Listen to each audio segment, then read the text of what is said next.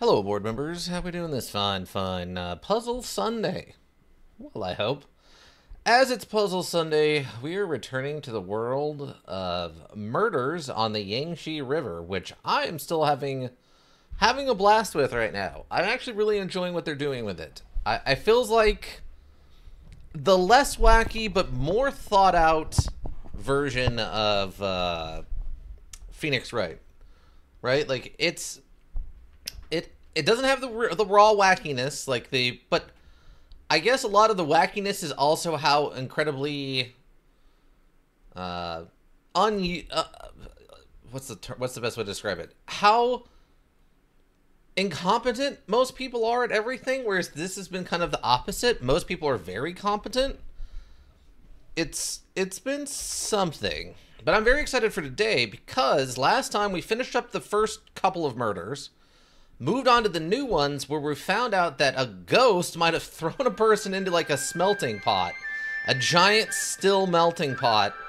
And I'm very curious to see what kind of information we get about ghosts in this. If, you know, I assume some amount of ghost stuff. I'm very curious to see what they do with it though. Let's continue.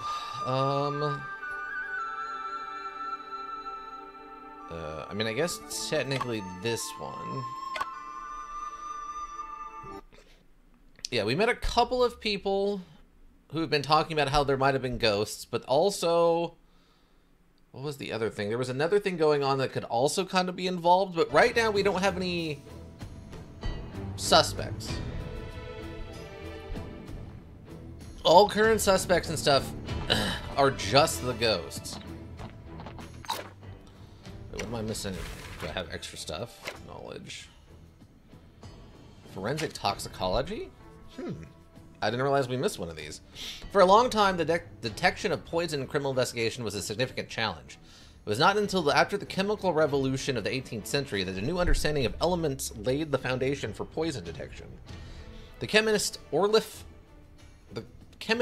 conducted numerous experiments to establish analytical methods for identifying poisons from biological tissues and fluids.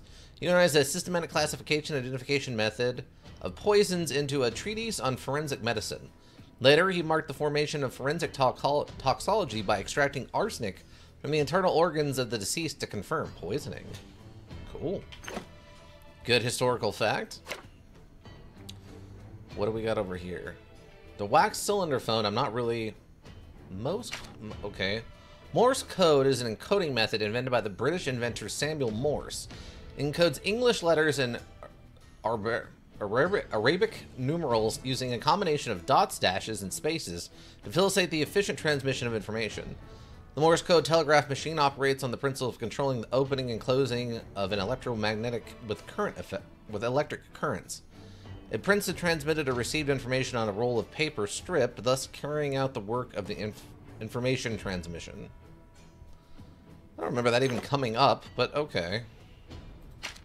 Black cylinders. Oh, I didn't realize it was that old. 1877? Dang. Okay, hold on. Maybe that's the problem. Maybe it's not that old. The wax cylinder phonograph, popular from 1896 to 1910, was a recording and playback audio device that utilized the principle of converting sound waves into vibrations on a metal needle to record and play back waveforms on wax cylinders. In 1877, Thomas Edison invented the foil cylinder phonograph, which was prone to damage and had limited playback capability. It was later improved and adjusted to become the all-wax cylinder phonograph, which was introduced to the market in 1888 and gained widespread recognition. Wait, Thomas Edison invented the foil cylinder? Yeah, foil's not exactly the most impact resistant, so I could see that being a problem. Interesting that they say Thomas Edison invented it. I wonder if that's actually something he invented or it was just something he bought from somebody and then marketed. Thomas Edison is a notorious inventor in that he mostly bought things from other people and then marketed them well. Not really inventing those things. Okay, we're caught up. Oh, I forgot we actually still have one of these. No one likes them anyway. A lot of weird things.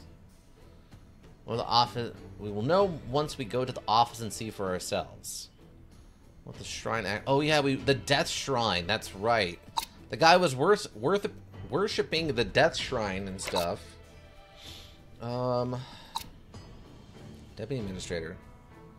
Brought me in to investigate this case in hopes that I am able to settle the matter as soon as possible. Tai Ting Fing. Victim of the falling accident. Okay, that's the victim. That's, Auntie Vu, or whatever her name is. And then this is the furnace charger.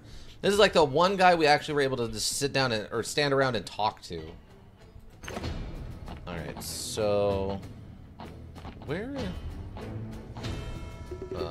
we should investigate the site of the incident before we go there. I thought we did. Did we not? Because the site of the incident was, I think... okay. It was like right here, wasn't it? Oh, I guess we didn't actually look at the sluice gate here. This is where the Foreman Ting's falling incident took place. You were able to see the workers in the opposite metal casting area from here. You can also see the ladle directly below. It's ginormous. Really ginormous. Like a well. When the incident happened, the well was filled with red-hot molten steel. Sure looks like the entrance to heck. No, this is the entrance leading to the truth. Wow, what a bad pun. Shen, let's begin investigating. Okay, we see some stuff there. Start with the obvious. Shin, there's some grayish white powder underneath the railing. Sniff, sniff. Sniff, sniff. Upon closer examination, those are small particles that have a lingering pungent smell. Grayish white powder found below the railing at the incident site. Upon closer inspection, were small particles with something something. Afu, do you know what this is? Huh? Is it coke? There's like I can't think of anything right now, but this must be residue of something that was burnt. I think in metallurgy like this, there's a term for burnt stuff like this called coke, which is like this powdery substance that you use to mix in with the metals that's supposed to like cut down, if I remember correctly, on impurities, and it also helps somehow with like amount of materials you use. Like it gives you a little bit of a what's the best way to describe it? Like it's usable in the process, and somehow it cuts down on the amount of raw material you need to make the product still stable, and it has another effect too, if I remember correctly. I haven't looked it up in a while though. I think I saw it in a show once, and they were making jokes about it being coke. It might have literally been like American Dad or something, but making jokes about coke, like cocaine, but maybe that's what they're going for? Okay, no idea.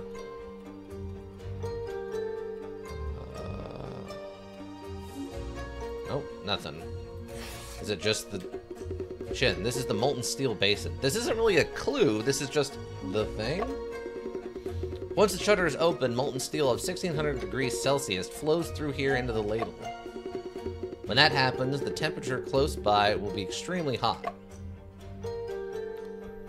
Oh, okay, I don't even think we got a thing for that. I mean, is the handle relevant? Okay, the main entrance. Although there are scorch marks on the molten steel outer shutter, it's still intact. Seems like a furnace explosion action that didn't occur at the time.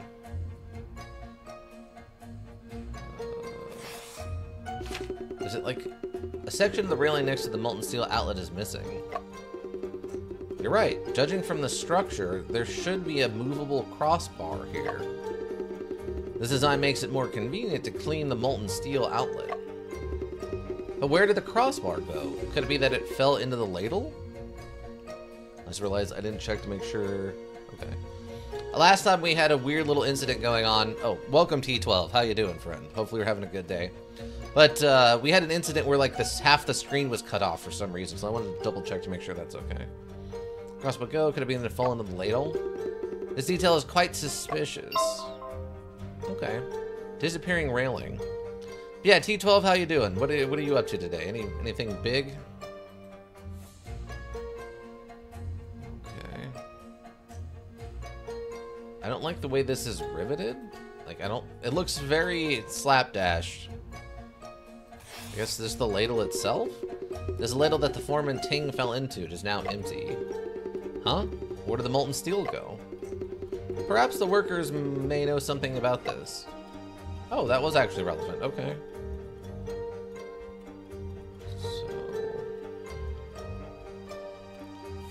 Oh, okay, yes. The bar is in place here, but it's missing here.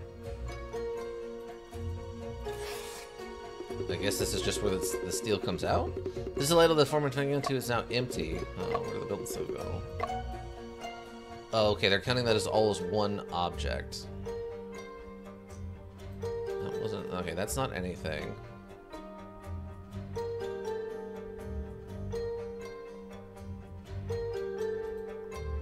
So we got this. We got this. This isn't anything. We got this, and we got this. What else? Wait, this is something? There's scorch marks all over the railing. Foreman Ting's fall caused an explosion. Afu, although quite a few people have mentioned the sound of an explosion on site, could it be possible that the explosion occurred first, then Ting fell into the molten steel after? The human body contains a lot of water. When water meets molten steel, it will vaporize and its volume will expand 1,000 times. So if a person were to fall into molten steel, it's bound to cause an explosion? Then, if the explosion occurred first and Ting fell after, that would have been 2 explosions.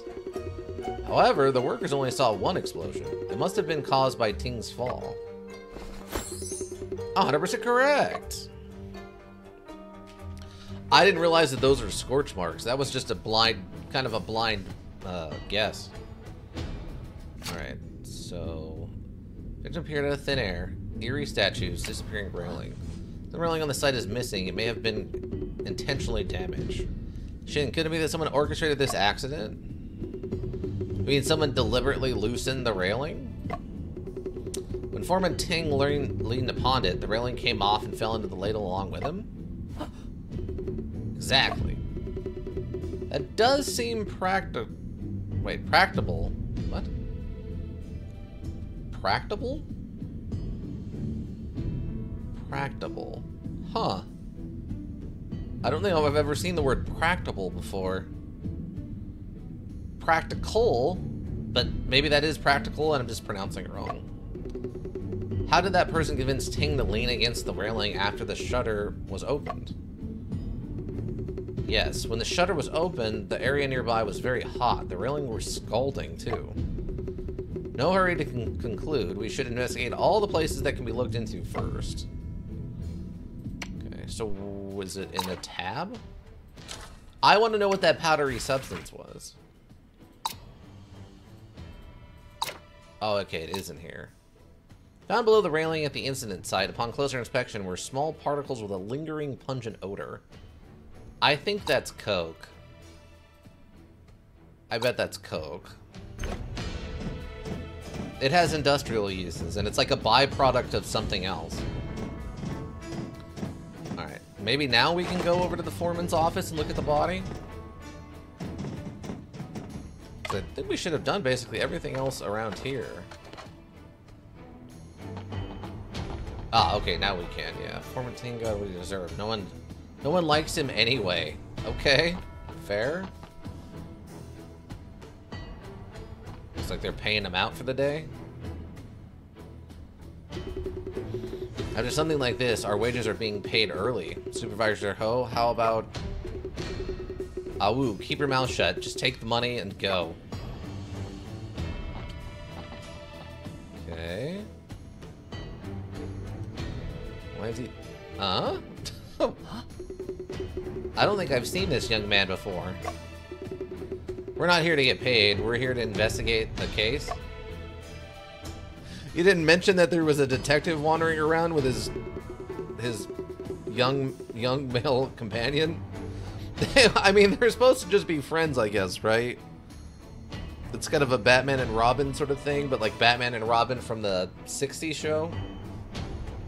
Oh, Hussein, this is Mr. Shen and his assistant Afu. They're here to investigate the matter of Foreman Ting's falling incident. I see. It's a pleasure to meet you. Okay. I almost forgot this important matter. Hoshing, please make a deposit for Mr. Shen. Your Honor, I cannot accept this for nothing. Mr. Shen, I will reward you properly after you find out what exactly happened. Well, you need not refuse, Mr. Shen. The sooner everything is clear, the less damage the ironworks will have to sustain. Shen, it seems that if we don't accept the money, Mr. Deputy Administrator can't be at ease. Alright. I just like that there was a huge pause of like, well, and then like 4 people had a conversation, and he's like, alright. It's a very long pause.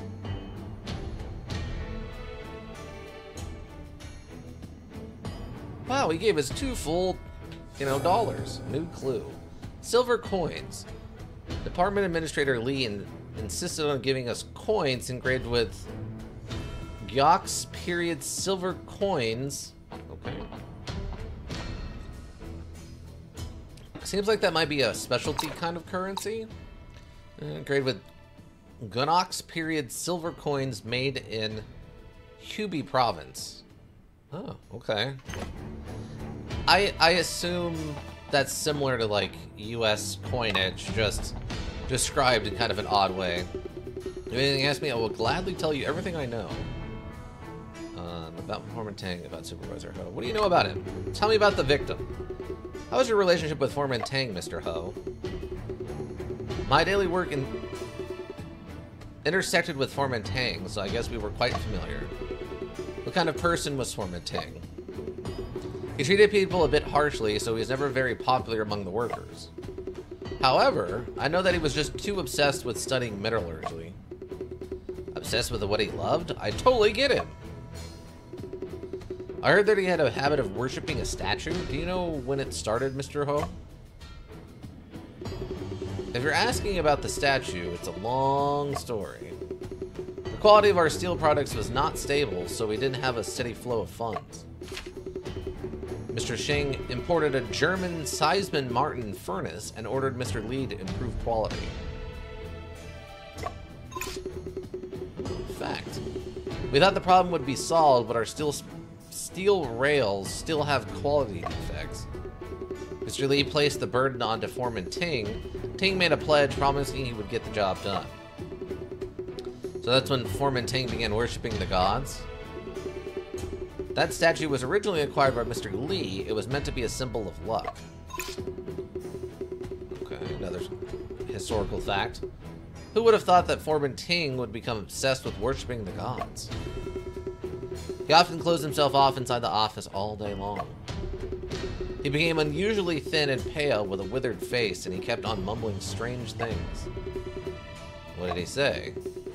Don't quite remember. Something about Chinese teachings and Western teachings? Chinese traditional values for foundation, Western ideology for practical use?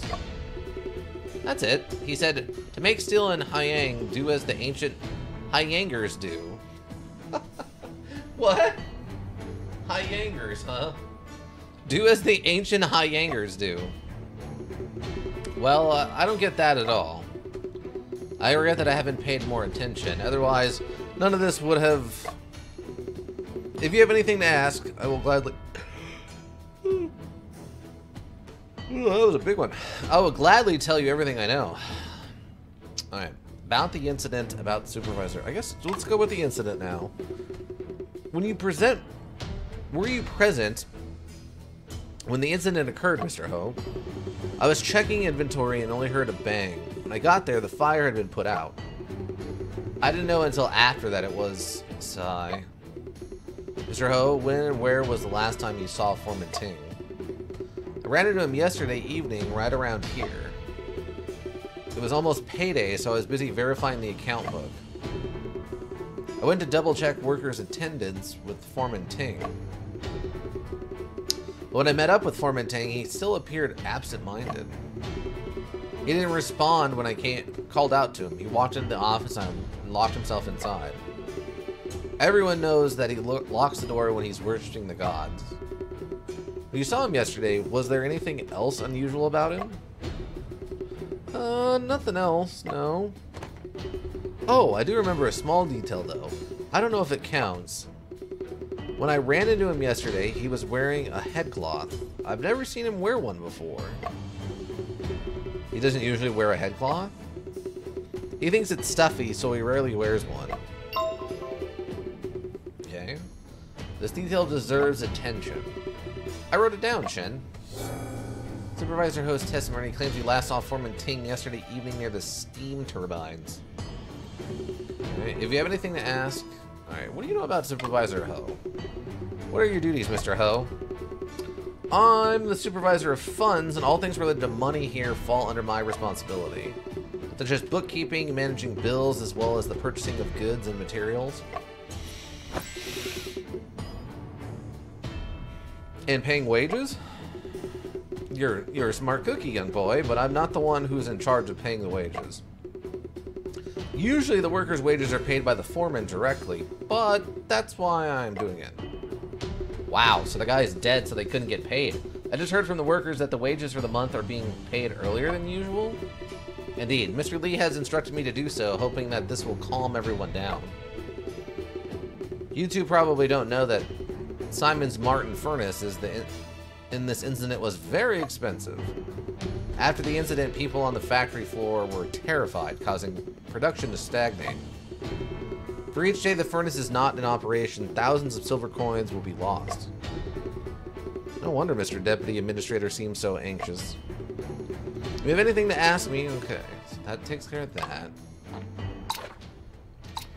Last saw Foreman Ting yesterday evening near the steam turbines. Foreman Ting was wearing a headcloth. I'm curious about this engine or whatever. Simon Martin furnace. Oh, why does it... Okay, the Simon Martin furnace, also known as an open hearth furnace, is a steelmaking furnace named after the inventor Carl William Simons, and Pierre Emile Martin. The open hearth process was developed to enable the use of any proportion of pig iron and steel scraps as furnace charge to produce various high-quality grades of steel, greatly reducing production costs. However, the disadvantage of the open hearth process was evident. The average operation took too long, and the energy consumption was high. As a result, it was replaced by more advanced steelmaking methods in 1970. As a result, it was replaced by more advanced steelmaking methods in 1970? So this thing was in use for what, almost 100 years or something? It's not like it wasn't replaced like 10 years later in the 1930s. It wasn't replaced until the 1970s. That's okay, sure. Whatever you say. Ganjing and Mo Yi were a famous swordsmith couple from the spring and autumn period. Nice 300 years in there. Known for forging two sharp swords named after themselves. Over 1,000 years, many legends have evolved around them.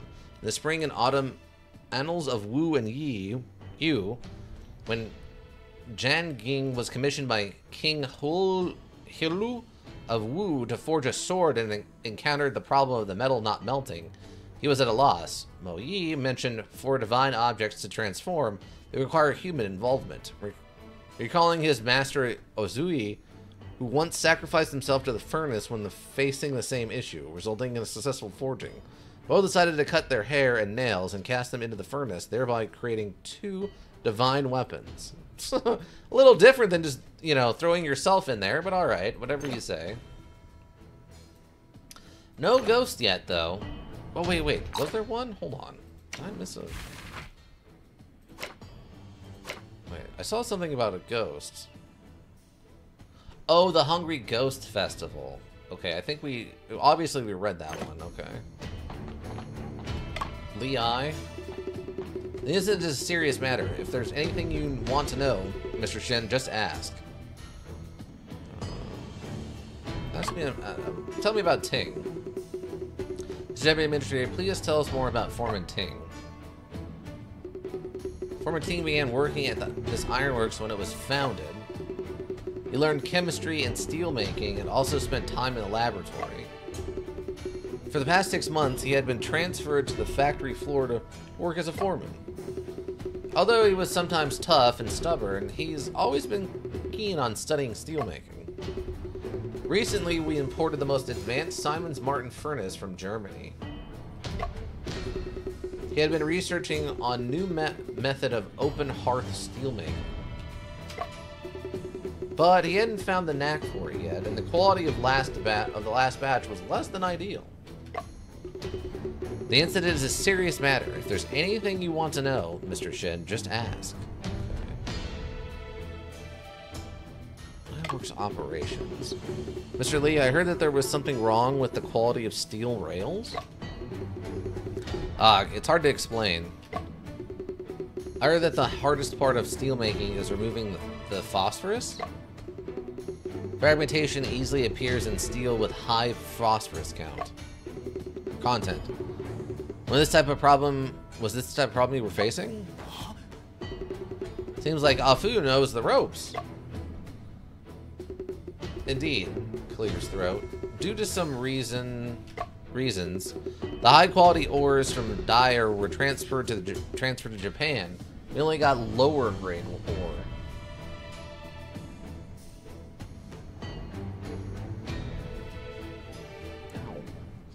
What's going on? Ow. A little cramp or something in my leg. The Bessemer converter was we originally couldn't remove phosphorus effectively. So we spent a large sum of money to import the Siemens Martin furnace from Germany. Converter, huh? It really takes the painstaking efforts of everyone to make good steel. It's only natural that we treat industrial prosperity as our duty. The incident is a serious matter. If there's anything... Okay. Tell me your version of the incident. Mr. Deputy Administrator, where were you when the incident occurred? I was busy entertaining a guest, so I wasn't on the furnace factory floor. When I got there, the fire had already been put out. Fortunately, no further damage was caused. Although the fire was put out, terrifying rumors began to spread. The workers refused to work. Hope that Mr. Shin is able to uncover the truth as soon as possible. Is it serious? Okay. So he's got a non-alibi. He has an alibi that is a non-alibi, right? I was with a random person doing a random thing at the time that the murder took place. Just wore a headcloth. This is inconsistent with his usual habits. Shin, does wearing a headcloth even count as being suspicious? Wearing a headcloth in an ironworks not only prevents burns, but also reduces water loss. People do not make a change in habits lightly, not unless there is a particular reason. I'm wondering if... Hold on, I want to see something. Iggy, welcome. Who died? The foreman in charge of the factory floor. It would be... this guy, I believe? Yeah, victim of the falling incident as he strongly appeared out of thin air on the second floor. Rumors that ghosts and gods were involved are widely spread among the workers. I'm just wondering if anybody could pretend to be him by dressing up as him. But so far, of the people we've met, none of them really look too much like him. Like, he's got the wrong kind of mustache and beard.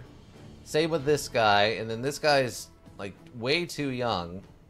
They do have similar hair, though. But Iggy, how you doing? Hopefully you're having a good day.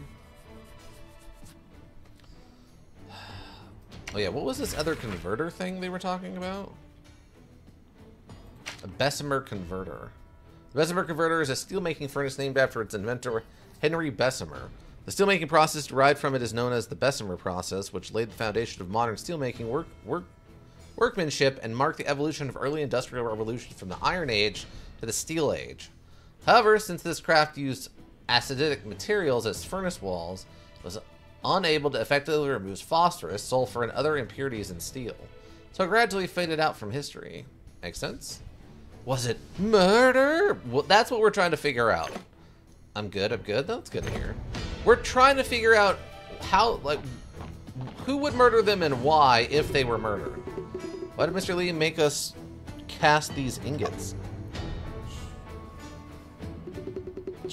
Keep your mouth shut. Someone's coming. Are these ingots made from the furnace that Foreman Ting fell into? That's right. You gentlemen should stay away from this kind of unlucky thing. It'll be difficult to deal with later on if the molten steel cools down inside the ladle. Even so, we can't use these. The blood and bones of the Foreman Ting are in here. Just thinking about it gives me the creeps. Neomon is mainly composed of water and carbon, and its density is less than molten steel.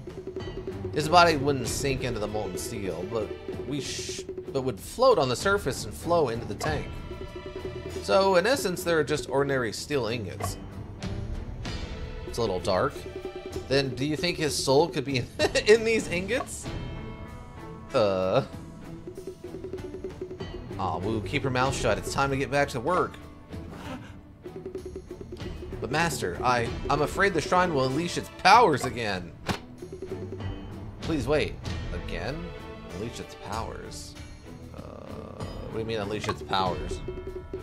Yeah, I really want this to turn out to actually just be a ghost, and I want them to establish that this ghosts are real in this universe. I think that would be more interesting than it turn out it's not a ghost. I know that's probably what they're gonna do, is have it be a person or whatever, but I think it would be fun to know that there are ghosts around, so there's a little bit of magic floating about. You meant the shrine unleashing its power. What did you mean by that? What shrine? You must be deaf and heard me wrong. Okay. Unexpected ghosts make everything better? Well, I don't know about everything, but they make certain things better. I feel like sometimes if I woke up in the morning and I was trying to eat my breakfast, I don't know if an unexpected ghost would make the situation better, but in this specific one, I will agree it's going to make things more interesting.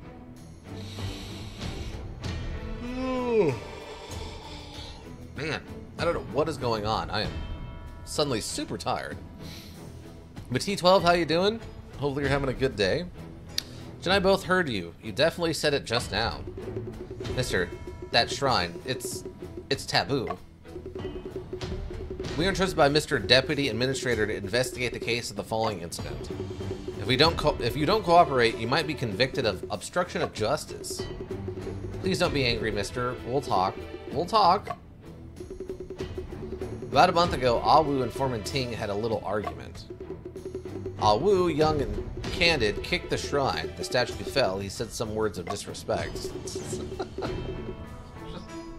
He's just out here kicking down religious structures and cursing at them.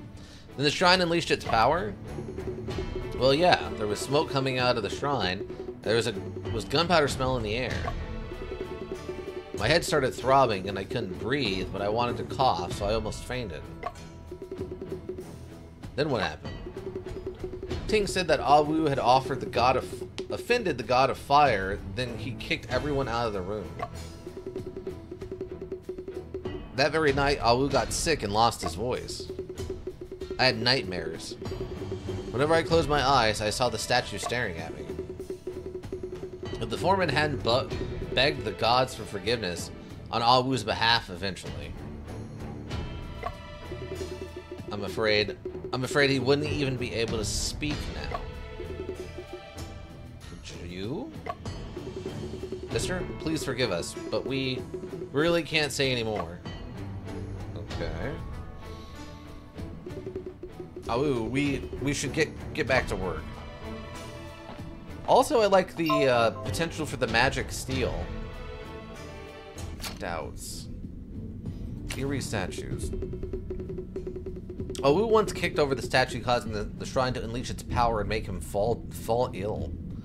Shin, was the statue of those two workers... From the state of those two workers, they don't appear to be lying. Huh? Could it be that shrine really unleashed its powers? Afu, do you know any of the gas that smells of gunpowder and could harm the respiratory tract? So you think there was something off about the smoke there, Shen? The smell of gunpowder usually appears after a firecracker is set off. Firecracker made in Hayang are quite famous, though. Afu, gunpowder doesn't cause a hoarseness of the voice, does it? Generally, it doesn't.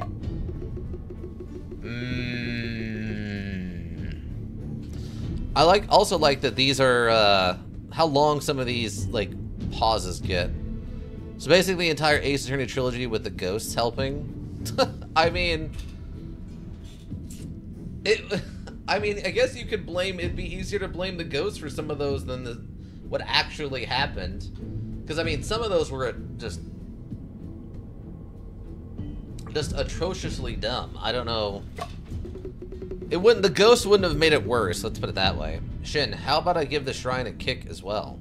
Well, actually, I take that back. We know for a fact ghosts were in that module. Because our coworker was a spirit medium. So we know that, in fact, ghosts definitely helped, right? Because the ghost of her sister was constantly showing up and saving us from ourselves. I don't remember her name, though. Yeah, the ghost of the sister showed up all the time and was constantly helping us. So yeah, we know for a fact ghosts. In fact, we were able to prove that not only ghosts existed in that universe, but magic was real in that universe because of her, because of our assistant's ability to talk to ghosts. In fact, this would set things apart if there aren't any ghosts in this compared to Phoenix Wright. Shin, how about I give the shrine a kick as well? It goes way deeper, but yeah. What do you mean way deeper? There is no harm in trying. I'd prefer not to. What if there actually was a god? Okay. How much deeper does it need to go than they could talk to ghosts and prove magic was real? We were able to prove magic was real, by the way, because every time that one of the people would get taken over by a ghost, their physical appearance would change into that of the ghost. So the little 12-year-old that used to follow us around, she would turn into like a 36-year-old woman. And this happened in court and was witnessed by everyone in the court. Like, Phoenix has a special magic whatever stone that detects lies. Oh, that's true. Yeah, that's also magic. The spirit stone that detects lies that was given to him by his assistant's aunt in the second one, I think? Because I don't think we have that in the first one. I don't think we get that till the second one. Wait, what was the steam turbine? The roar of these machines is deafening. Shin, this is the sound of the industry's heartbeat. Very loud. The doors are locked, off limits to loiterers. I don't think we're a loiterer, though. Mr. Patrolman, why is this door locked? What does that have to do with you? Sir, we were entrusted by Deputy Administrator Lee to investigate the Foreman Ting case. Oh, so it's Mr. Detective. Then of course I'll have to help you out. However, this room is impure. Huh? What? What? Impure? Everyone knows deep down how Foreman Ting died. Beware of the shrine in that room. We're not scared. Let us in to have a look. Please. Thank you for your trouble, sir.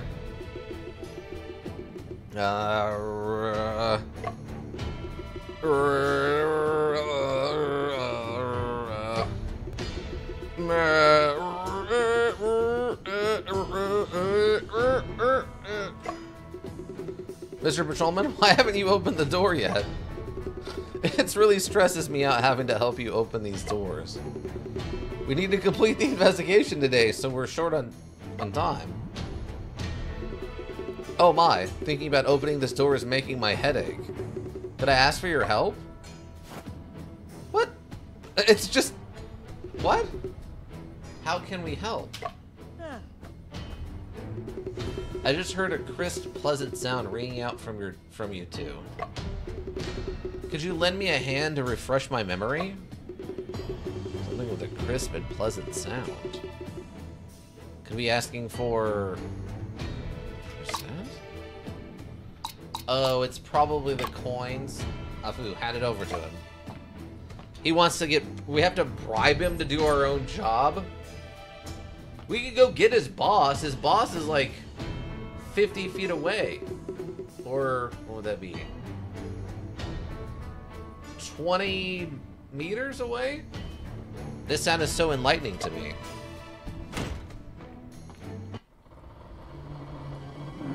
Uh-oh. Oh, yeah. Shin, although this is just an ordinary statue, after hearing all of those rumors, looking at it gives me the chills. It's almost as if Grandpa Gon Jing and Grandma Mo Yi are watching me. Who allowed you to just come in here? Who just said that? It's me, the French.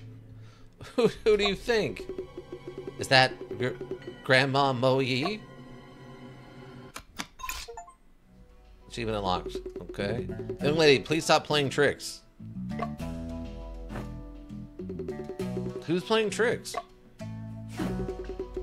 If you were trying to tease people, why are the lights off? I just finished investigating and was about to leave. You were the ones who came in unexpectedly. What's wrong? Were you scared, kiddo? No, I wasn't. Oh, really? Then who did you just call Grandma? Shin, let's begin investigating. Investigate? Investigate what? The falling incident this morning?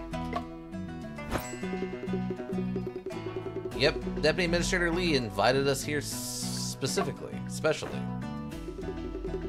What? He promised to give me exclusive coverage. What newspaper do you work for? Miss, this is a misunderstanding. I'm Shin Junpeng, a detective. This is my assistant, Afu. Oh, you're detectives. I'm Wen Koshin, a journalist from the Shanghai News.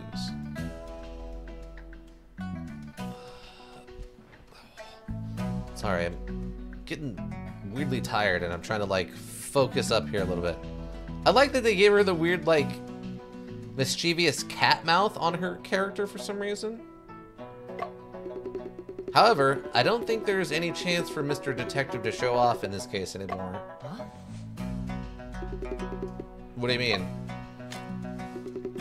I'm just about to uncover the truth. Even the headline for tomorrow's paper is drawn up. Okay. Exclusive coverage, the whole story of the falling incident at the Haiying Ironworks. In that case, would you be willing to share the clues that you possess, Miss Wen? It's fine if you want information, but you'll have to offer something useful to me in return. I'm an expert in science and Shin is skilled in deduction. Is that enough? Physics is useful. It'll supply some theoretical knowledge from my articles. You must start asking me questions now. Oh, you can start asking me questions now. Ugh, what is going on? Apparently it's all hitting me. The whole day is hitting me just now. About Miss Wen, about the incident, about the truth. Okay, what's your deal, Miss Wen? Miss Wen, why are you here at the Ironworks? The Ironworks is just won orders from the Tsingtao Railway and the Canton Hankow Railway. However, its products were said to have quality problems. It's at the center of a storm. My journalist's intuition tells me that there is an opening for a story here. Former glory gone, Haiying Ironworks endures hardship. A news report like this. The title alone already sounds interesting. Yet I was halfway done with my draft when this happened.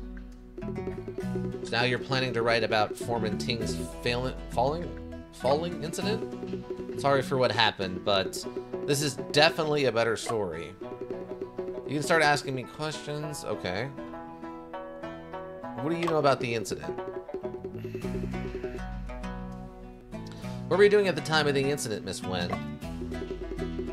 I was originally planning to take some photos on the factory floor this morning. When I got to the factory floor, I ran into Mr. Lee. He wanted to show me the new metal mixer. It wasn't long after we left the factory floor that we heard an explosion and we hurried back. Miss Wen, did you arrange the rope barrier at the site of the incident? That's right. If the site is damaged in any way, the news report might be inaccurate. This measure was immensely helpful to the investigation. Well, of course. I'm a senior reporter. You start... Oh, okay. Okay, last one. What is the truth? Miss Wynn, what's the truth that you discovered? You want to give... Do you want me to just give you the answers? You'll know soon enough. Like in the newspaper tomorrow? It's getting late. I still need to go to the metal casting platform to get my camera. Excuse me. Don't forget our promise. Okay, so that camera's definitely going to come up again, right? Shin, let's start investigating the site as well. We can't lose to Miss Wen. It's not a competition. It's only about the truth. Not about winning or losing. I still don't like seeing her so pleased with herself.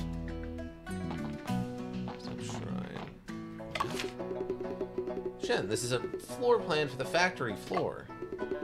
The map looks quite new. It was probably put up not long ago.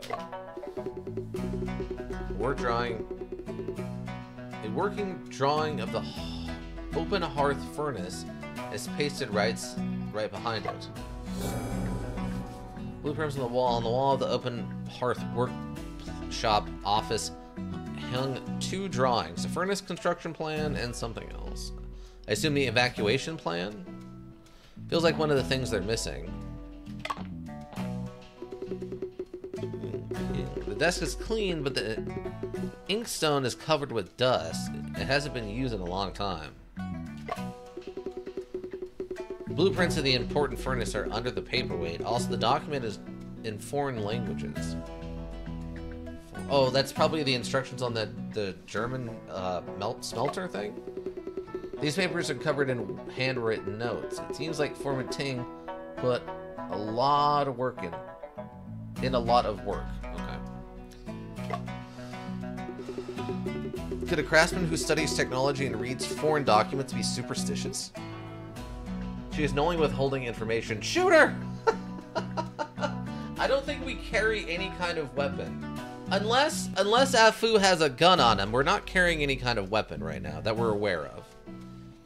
Because I think the only thing we've seen for a weapon was the dagger thing earlier, and that was the murder victims, not ours. I'm trying to think if we've seen him with a gun. I don't think we've seen him with any kind of gun or knives or anything. We got 2 people left. This doorman is going to be this important? The patrolman in charge of making rounds in the ironworks, he is very well informed, but also greedy and rarely gives out free information. Okay. Blueprints on the wall. On the wall of the open hearth workshop office hung 2 drawings: the furnace construction plan and a workshop layout. Detailed drawing of Hyman Ironworks, Martin Steelworks, Avis generator, metal casting platform. I'm not sure what this other thing's supposed to be. Maybe this is the actual controls. This must be the insulation for the actual furnace that they got. What else we got over here? Facts. Science. What? Is high, or the investigation of things to extended knowledge, originates from the phrase in the Great Learning. To extend knowledge to the utmost, one must investigate the principles of things. It refers to acquiring knowledge to the experimentation of nature, or of the nature of things.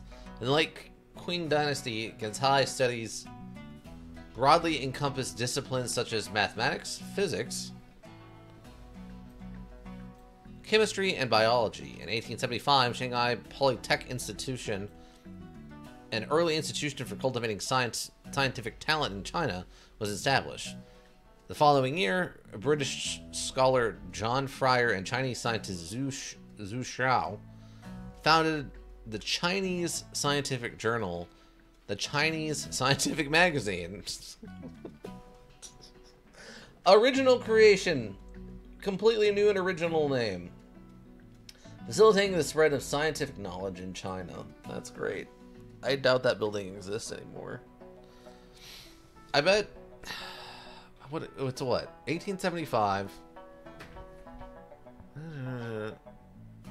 guess they could still have a science magazine.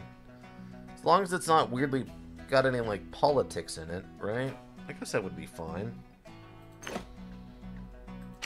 Raised in the late Qing Dynasty. By the end of the Qing Dynasty, the Qing government gradually came to accept the railways despite them being a foreign product. The Canton Hankow Railway, stretching for more than 1,000 kilometers, and taking 36 years to construct, was one of the longest railroads that took the most time to establish. Zhangtai Railway is in module, also known as the Shaitai Railway, refers to the railway line from Shiazong to Taiyuan, most of which was designed and built by the Chinese themselves. It's worth mentioning that the railway constructed in the late Qing Dynasty formed the basis framework for China's railways. Okay, so it's a kind of an important moment, I would say. As man who studies technology and reads foreign languages is superstitious. It's hard to say. My idol, Mr. Newton, was a devout follower of theology in his old age. We should record the condition of the desk first. On his desk. On the desk had a desk lamp, a paperweight, drawing, a pen holder, an inkstone, and other items. Dust on inkstone. Shin. Miss Wynn mentioned going to the metal casting platform to get her camera back. Could it be that she caught something shocking on camera? That would be almost impossible at this time, because I think you're still having to have everyone line up and stay in place for 5 minutes straight. I need to go to the metal casting platform to speak with those who witnessed the incident. I thought I did that. Board of name badges. Here's a board made of copper with several rows of hooks on it. Looks like workers need to hang their name badges on this board when they're on duty. Okay, I mean the bare explanation of it, sure. Code of principle. Code of principle. Rule number 1, leaving without permission during work hours is prohibited. Rule number 2, name badges must be hung on the board during working hours. Rule number 3, all the materials used in production shall be managed by the foreman. Rule number 4, those who are absent from work will be fined 7 days in wages. Wow. If you forget to hang your name badge, it would count as skipping work? That's so strict. So that must be their equivalent to clocking in? Shin, there's a western wall clock here. The engravings say that this was a gift from the Wuhan Chamber of Commerce for water transport. Interesting. Okay. Not exactly relevant, but it's better than nothing, I guess. The shrine is dedicated to the statue of Gan Jing and Mo Yi. The shrine is made of rosewood. It also holds an incense burner and 2 candlesticks. Copper incense burner with 3 sticks of incense placed vertically. Okay. Oh, that's right, I can't go down. Left and right only.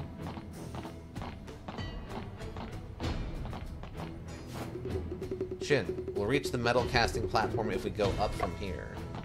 So how did I get over there? Because there wasn't another option on when we got up there before.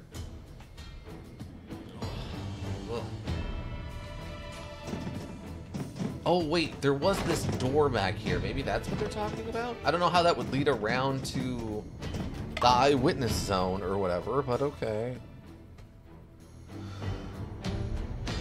Oh, that's just a coal chute thing. Bare door. Okay, or just look at it, that's fine too.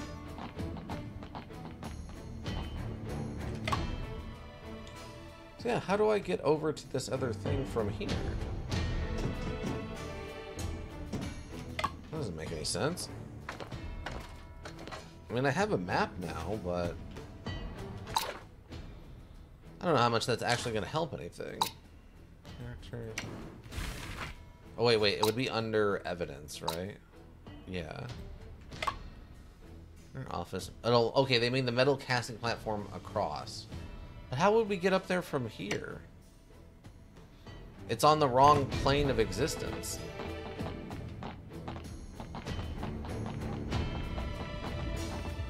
Oh, we haven't looked at ladle number 1. Something is overflowing from the ladle. So this is how slag is discharged from the ladle. Slag is mainly composed of oxides of silicon, phosphorus, calcium, sulfur, and other elements. It will float on the surface of the molten steel due to the temperature differences. Let me think of a simple way to explain this to you, Shen. That's fine. I think we got it now. Slag is like the oil and pepper floating on top of red oil hot pot. When the ladle is almost full of molten steel, the slag will naturally flow into the slag tank. Afu, that was a very imaginative metaphor. Stomach growling. Fair? Someone seems to be hungry. He whose iron becomes steel after rice, missing out on a meal will never feel nice. I didn't even taste the sweet, delicious sesame cake just so I could accompany you. Would you like to carry out the molten steel hot pot in front of you? That would be an odd hot pot. Also, it's massive. I don't know how they would do anything with that, period. I don't even know if you could, like... I don't know. Let's continue investigating this case. How would you... That's such an odd thing to say. What about it? Something to do with Foreman Tang's death? Why do you keep thinking that? Where is the ladder? Oh, wait. Send up metal... Oh, here we go. Okay, it's literally just next to the other one. No wonder it was easy to miss. Could that be related to him? Shh, someone's coming. Shh, I'm gonna hide over here. Never mind. No, it's fine. I'm fine. I went this way instead. Keep talking. Give me all your delicious, delicious plot points. Huh? There's a camera over here. This probably belongs to Miss Wynn. It's completely burnt. What a waste of a good camera.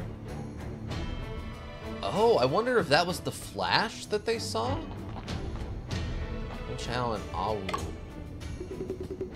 Why do people keep coming up here? I just shoot away a woman and now 2 more guys show up? It's time for us to start casting ingots, so go back down right now. Awu, it's the detectives. You have to speak more politely. Huh? Isn't that Awu and his master? My apologies for disturbing you both. I still have a few more questions to ask. You're too kind, mister. Just call me Old Chow. Is there anything you'd like to know? We will definitely cooperate with you. Okay, tell me about Foreman Tang then. What do the two of you think of Foreman Tang? We don't have any particular thoughts about the foreman? He got what he deserved. There's nothing more to say about it. Wow.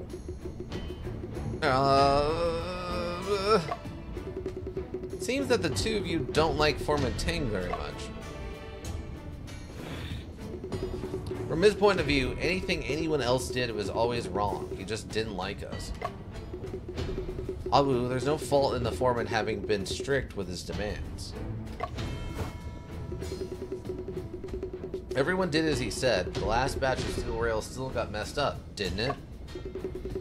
He was just picking holes? What? If there's anything you'd like to know, we'll definitely... Okay, tell me about the incident? You two the ones who witnessed the process of Foreman Tang's falling incident this morning? Yes. If I could trouble you two to please tell me what you saw and heard at the time. Okay. It was the first trial production since the furnace was shut down and renovated. Just when we began casting, Awu suddenly said, "The foreman is watching us." There he was, standing next to the outlet. Molten steel was coming out, yet he didn't mind the heat. Are you sure that the person you saw at the time was Foreman Tang? I'm sure. He was leaning on the railing at the time. He looked spiritless, and he kept staring downward. Did Did you not notice Foreman Ting before this moment? No, he just appeared there out of the blue. The railings are super hot when molten steel is pouring out, but he didn't care at all. What if he wasn't possessed by something, then what? Existential dread isn't really my thing. Old Chow, you said earlier that when you saw Foreman Ting, molten steel was coming out? Did you see Foreman Ting or anyone else open the molten steel outlet shutter? Nope. We began casting both molten steel outlets were closed. I remember clearly. Oh, maybe this... Well, no, it happened like literally last night. I don't know who did it. It wasn't the time to open the shutter yet. And then I just watched as the railing that he was leaning on disappeared. Huh? Disappeared.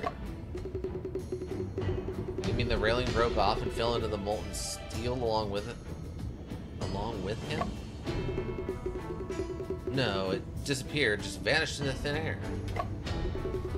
I was watching the entire thing. I didn't see anything else fall in. Afu, what do you have to say? Old Chow, do you see the railing suddenly disappear? I didn't see it as vividly as Wad Awu did, but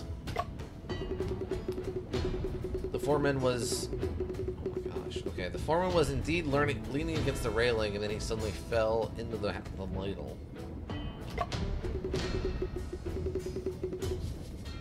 Then it exploded, and fire was everywhere.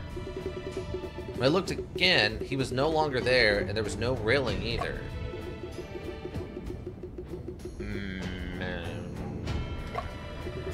Did you notice anything unusual about him this morning?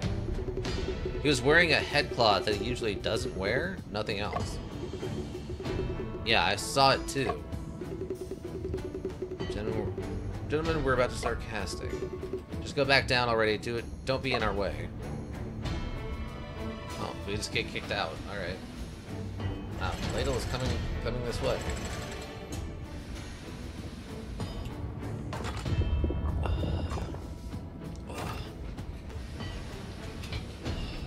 I gotta stand up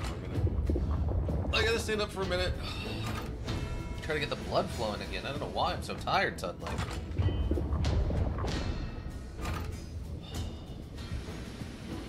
What are you two still doing here? It's too dangerous. Stay here. My apologies. We shall make ourselves scarce. Grabber. Ugh. Okay. Mr. Shen, Mr. Lee is waiting for you in the office. He said that progress has been made in the case, so he's asking to meet up with you, Mr. Shen. I've already finished the investigation. Time to discuss with Mr. Deputy Administrator. Have we? That's not much evidence. He appeared out of thin air. How does this happen? Shin, things seem to be getting stranger and stranger. We still haven't figured out how Foreman Ting appeared out of thin air. Two more oddities, the disappearance of the railing and the sudden opening of the shutter. Even if Foreman Ting was able to avoid Old Lee, it would be quite difficult for him to be unseen by Old Chow and Awu. How exactly could this have been achieved? Ting's behavior. He's obsessed with studying technology and also extremely superstitious, which usually don't go together too well, but apparently he knows... Well, he doesn't really know what he's doing, no. He ended up blowing himself up with molten steel, so yeah. Don't both love modern technology and be superstitious.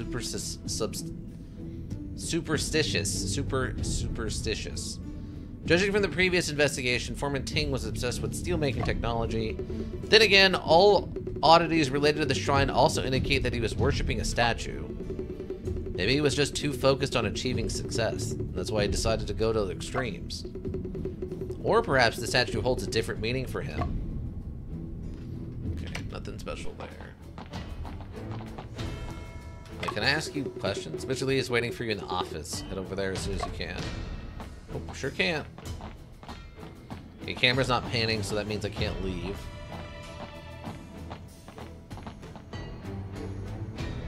begin. Investigation has come to a temporary close. Shall we discuss them with Deputy Administrator Lee? Wait, hold on. Hold on, I want to see what else... What else do we got down here? Slag. So you're going to tell me what slag is, but you're not going to talk about coke? Alright, sure. Why not? Slag refers to the material generated during the smelting process that floats above the metal's surface, usually composed of a mixture of metal oxoids and sulfoids. Sulfoids? Conventionally, the state of the slag will be affected by the temperature as well as the content of the metallic oxides. At tapping temperature, slag is generally in a liquid state. When the temperature drops to about 1200 degrees Celsius, slag is basically in a solid state. Slag actually plays an important role in the practical steelmaking process, as there is even a saying that only when slag is refined can steel be refined. It's kind of a... Is this a love letter to the slag? Alright, so apparently I've figured something out here when it really, really doesn't feel like I have. So... I guess this is just part one of the investigation, though, so maybe it's going to open something else up. Let us begin, then.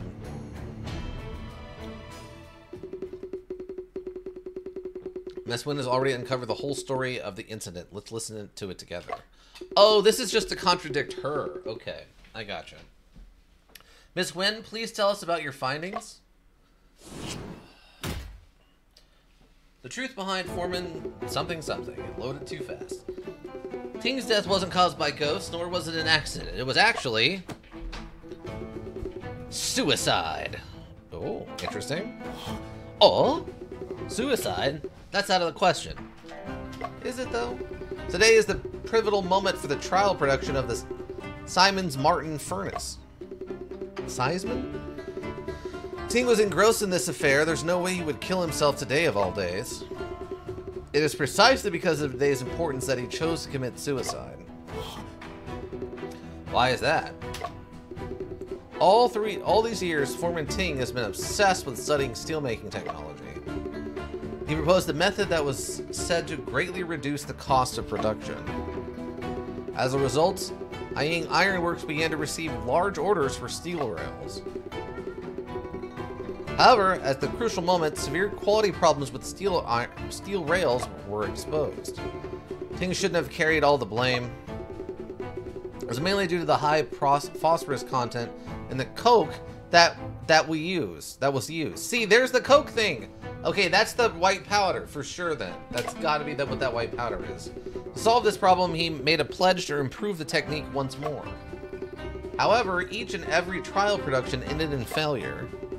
In desperation, he had no choice but to turn to the superstitious and legends. What happened this morning was actually a planned suicide, or more like a sacrifice? Could it be that I put too much pressure on him? Tragic. Foreman melts body to iron and steel national industry less than ideal. What? This will be the next headline of my news report. Miss Wynn, you seem absolutely sure that Foreman Ting committed suicide. You have evidence? Well, of course.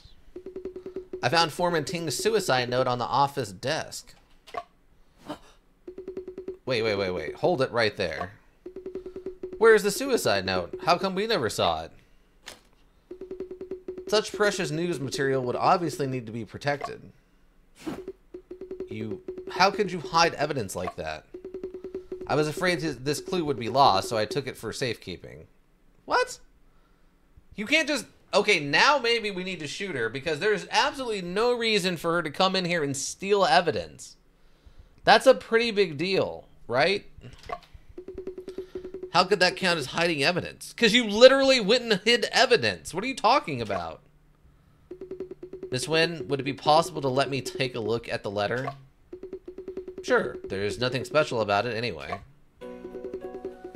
For many years, I have given my all to try and make good steel. Nevertheless, all of my attempts and methods have ended in failure. It seems that I should follow the example of Ganjing and Mo Yi. Sacrificing myself to the furnace will surely move the hearts of the gods. The last words of Ting Tafeng, written in the office of the furnace factory floor. Shin, it really is a suicide note. Your Honor, the handwriting does look like Foreman Ting's. Miss Wen, you didn't damage the evidence, did you? Of course not. I kept it exactly the way it was.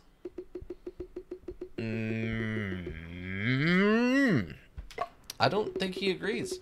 Under these circumstances, Hushing, go and draft an announcement. Announce the whole story of this incident and quell the rumors. Hold on. Something is questionable about this letter. Oh? Qua, or I guess triple qua? This is just an ordinary letter. What's wrong with it? There's a detail in this letter that conflicts with the existing evidence. Miss Wen, I shall review this letter one sentence at a time and question the problematic ones. Then I shall compare the questionable content with evidence we have already collected. If I am able to find evidence that contradicts the contents of the letter, I shall present it to you. All right, go on then. Okay, so it happens. We're doing it now. For many years, I've given my all to try and to make good steel. Okay. Nevertheless, all of my attempts and methods have ended in failure. It seems that I should follow the example of Ting and Mo Yi. So that might be the contradiction, because all they did was throw in their hair and fingernails, not their whole bodies, right? Sacrificing myself to the furnace will surely move the hearts of the gods. Last words of Ting Tefeng written in the office of the furnace factory floor. Okay. I saw Foreman Ting yesterday evening near the steam turbines. Foreman Ting was wearing a headcloth. Prints on the wall. Office. On the desk sat the desk lamp. Paperweight, drawings, a pen holder, an inkstone, and other items. Dust on inkstone. Oh, there's dust on the inkstone, which means it hasn't been used in a long time. So it couldn't have been written here. So written in the office. Question. And then... Wait, details? Placed on the desk was a lamp and the inkstone is quite dry. Submit. Here's proof. I think we got it. The music went away. Does Miss Wen believe that Foreman Ting wrote this suicide note in the office? This letter was written with a calligraphy brush. It was written on the desk in the office. And have you ever paid attention to the inkstone on the office desk? Inkstone? This suicide note is indeed written with a calligraphy brush. It also mentions written in the office at the end. However, the only inkstone in the office is dry. It has accumulated a layer of dust. Evidently, it has not been used in a long time. There is an evident contradiction. This letter could not have been written at the office. Ironworks are always dusty, so it's normal for dust to accumulate. Yet there is barely any dust on the desk, not to mention the shrine is completely spotless. It is thus clear that only the inkstone has not been used in a long time. Well, what if Foreman Ting carried a brush and ink around with him? Who in the world would carry an inkstone around? You're being too unreasonable. Is Mr. Detective going to dismiss this possibility? It seems like that isn't actually possible, but I don't know exactly how an inkstone works. Miss Wen, you are welcome to make such an assumption. However, there is one detail in this letter that contradicts the signature. Oh, okay. Point out the place that contradicts with the signature. Really? Wait, investigate. Oh, I guess it just means... You really want me to figure out what's wrong with this? Okay. Point out the place that contradicts with the signature.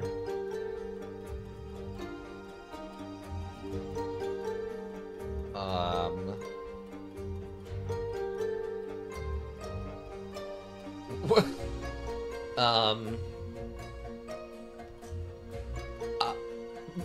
I don't know. I might have to use a hint on this because I have no idea what I'm looking for here. Unless it's like this little weird mark here. I think I'm gonna take a hint.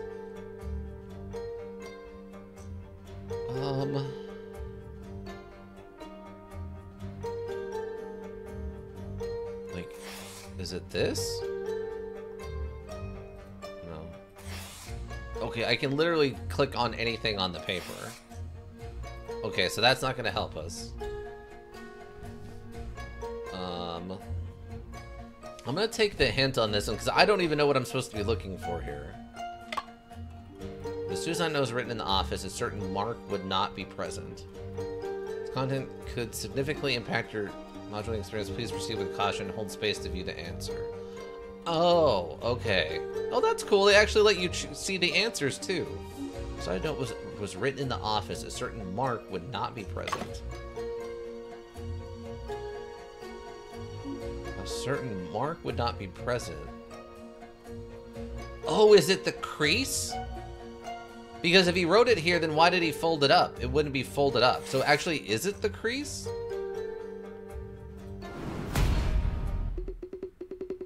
Oh my god, did I actually get that right by just guessing? I didn't need the hint. I was actually right. It was the crease mark. Oh no. Wow. Mr. Shin, you're saying there's something wrong with the creases? Precisely. Miss Wynn said that she had specifically kept the letter as if it was to prevent damaging evidence. Therefore, Miss Wynn was not the one who caused these creases, correct? That's right. I didn't make those creases. When you discovered the letter, it was lying flat out on the surface of the office desk, correct? Yeah, what's the problem? Why would it be creased then, dingus? There are creases on the letter. Usually a letter is folded so that it is more convenient to carry. If this letter was truly written by Foreman Ting in the office before he committed suicide, why would he go through the trouble of folding it? Oh?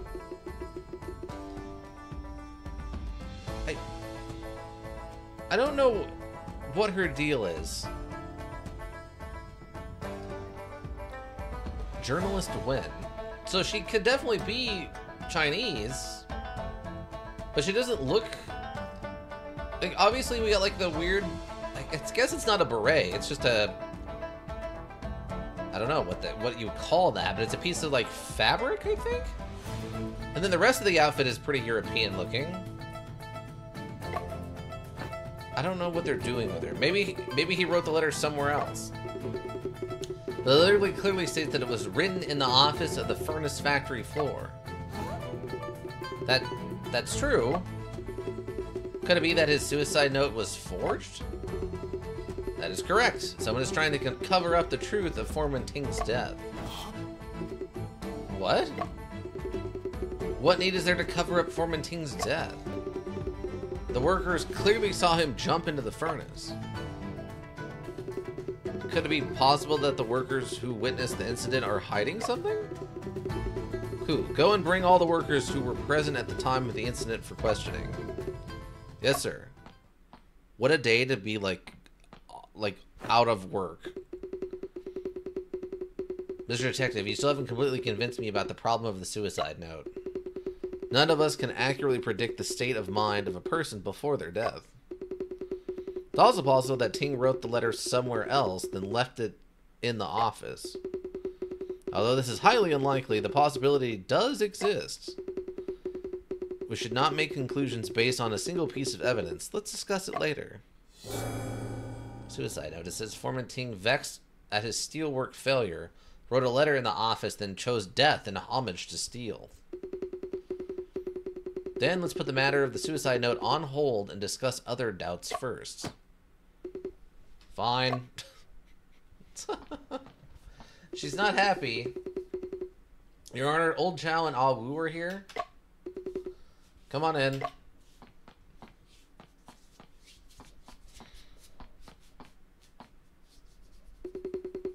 Until you need to recall the events of this morning once more. Don't omit any details. We spent all morning saying the same thing a bunch of times. Ah Wu, answer His Honor's questions properly. Oh. Ordering went out. Oh, okay. At the time, my master and I were in the middle of casting ingots. I suddenly saw the foreman Ting. He was resting against the railing next to outlet number 2. When Ah Wu informed me of what he saw, I noticed that the shutter behind foreman Ting was open. So the outlet shutter opened at the same time as the appearance of the foreman? I think he probably opened it himself. Second, after Ting suddenly dived forward, right after that, the ladle exploded. So he wouldn't have opened it himself because he's on the wrong side of the chute for that. The label exploded. There's one contradiction in this statement that's related to this evidence. Inquiry. The events of the metal caster was witnessed. Okay. The time my master and I were in the middle of casting ingots. Not that one. I only saw foreman Ting. He was resting against the railing next to the outlet number 2. I noticed the outlet shutter behind Ting was open. He likely opened it himself. Okay, this has got to be the contradiction with this, right? To minimize the risk of burns, a lever was made for operators to open the melting steel gate from a safe distance. Because it was commented earlier when we tried to jump over one of these, I think in the last session of this, he said, don't do that, it's really dangerous because it's so hot. It's gotta be this. Well, the music stopped. That's a good sign. It is impossible for foreman Ting to open the outlet shutter by himself. He could not have been the only person on site. Why not? The lever is very long. To pull it, one must stand on the other side of the molten steel basin. However, when they saw Ting, they also found the outlet shutter open. It could not be achieved by one person alone. It might not have been completely simultaneous. After all, Ah Wu and I weren't staring at the other side of the entire time. Mr. Detective, couldn't foreman Ting just pull open the shutter then sprint to the ladle? No, he could not, because this was present on site. Point out the reason why it was impossible to reach the ladle that quickly.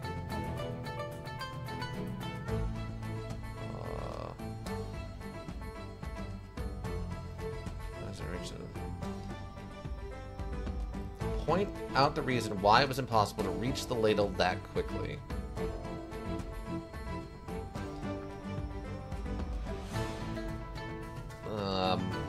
Like the metal? Like this?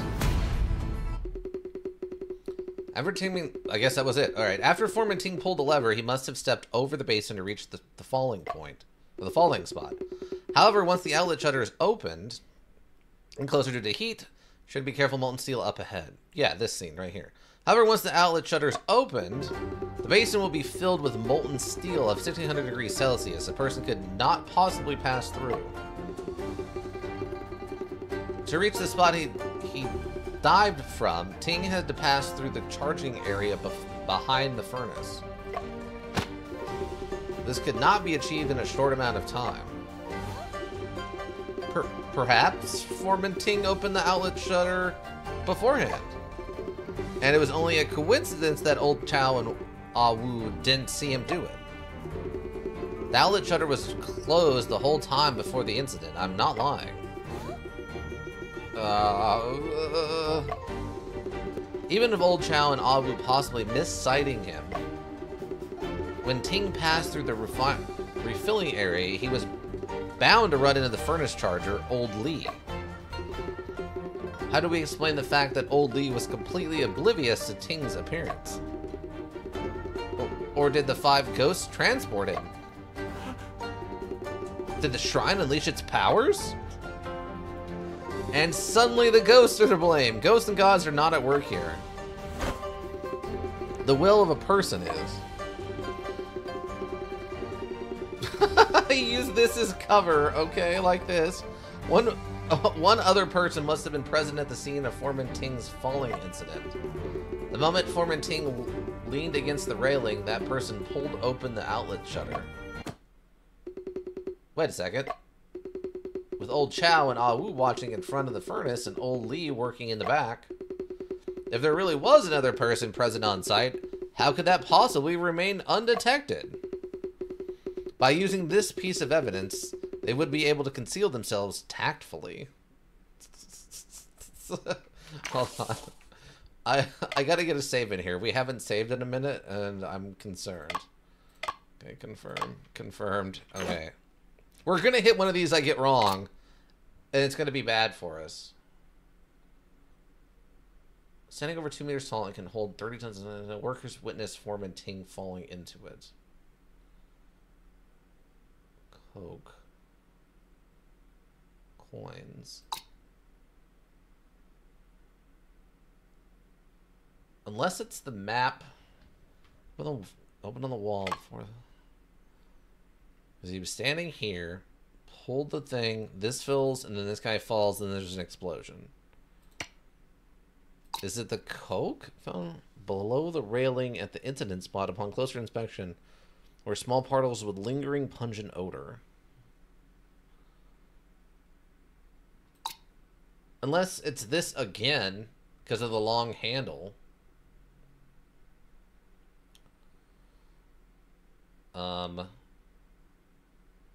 Let's try this again. Here's proof. This is the evidence that they did the murder and concealing their tracks. How does this help anyone conceal their tracks? I don't understand at all. I write about Mr. Detective's absurd trail of thought and publish in the newspaper. I'd probably run into readers with potty mouths. By using this piece of evidence, they would be able to conceal themselves tactfully.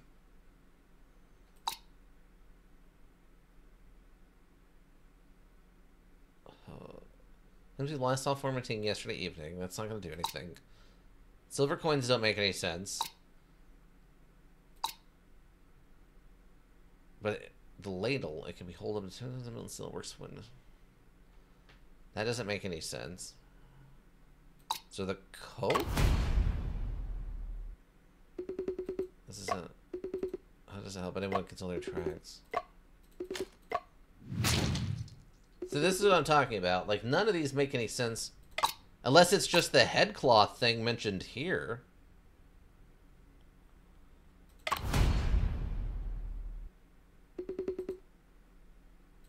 Testimony.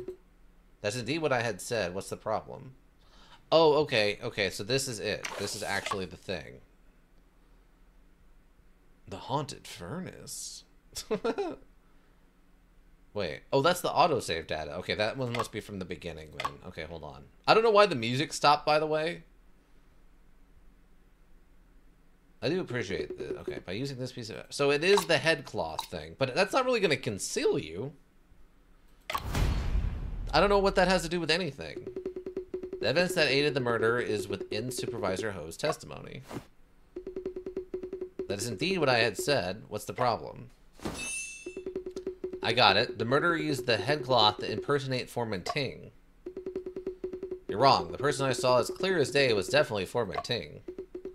Mr. Detective, even if someone was impersonating Foreman Ting, that doesn't explain how he could appear simultaneously on both sides of the basin, right? Well, allow me to reconsider. Oh, okay. By using this piece of evidence, they would be able to conceal themselves tactfully. What? Next is wrote a letter in the office. Is it plan and a workshop layout? Is it the layout somehow? Take a look at the floor plan of the factory floor. We're already familiar with the general layout of the factory floor. What are you trying to say? Shin, are you trying to say that the murderer's method is related to the layout of the factory? Precisely. What? Okay, Mr. Shin, time is of the essence. Please speak more clearly. Oh, I guess that was wrong? What? What? The ladle itself? If the person wanted to conceal their tracks, all they had to do was utilize the ladle.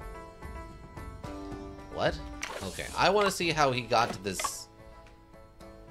How did you get to where you're at, sir?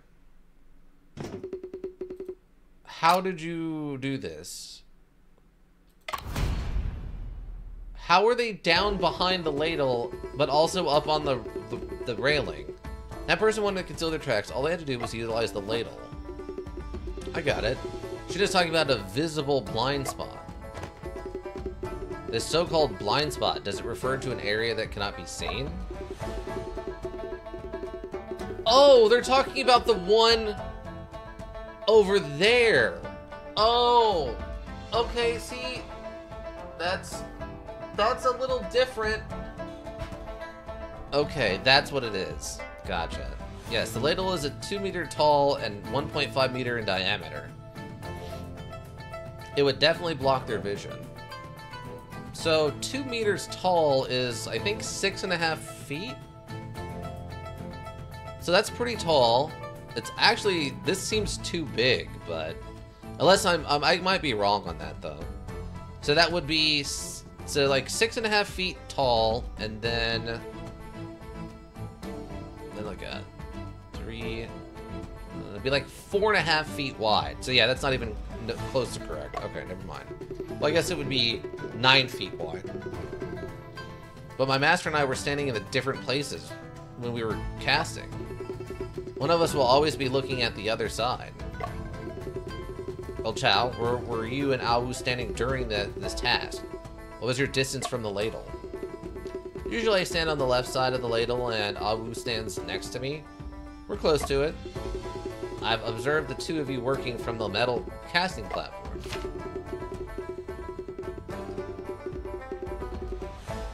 Both of you have blind spots when you are working, and your blind spots intersect each other.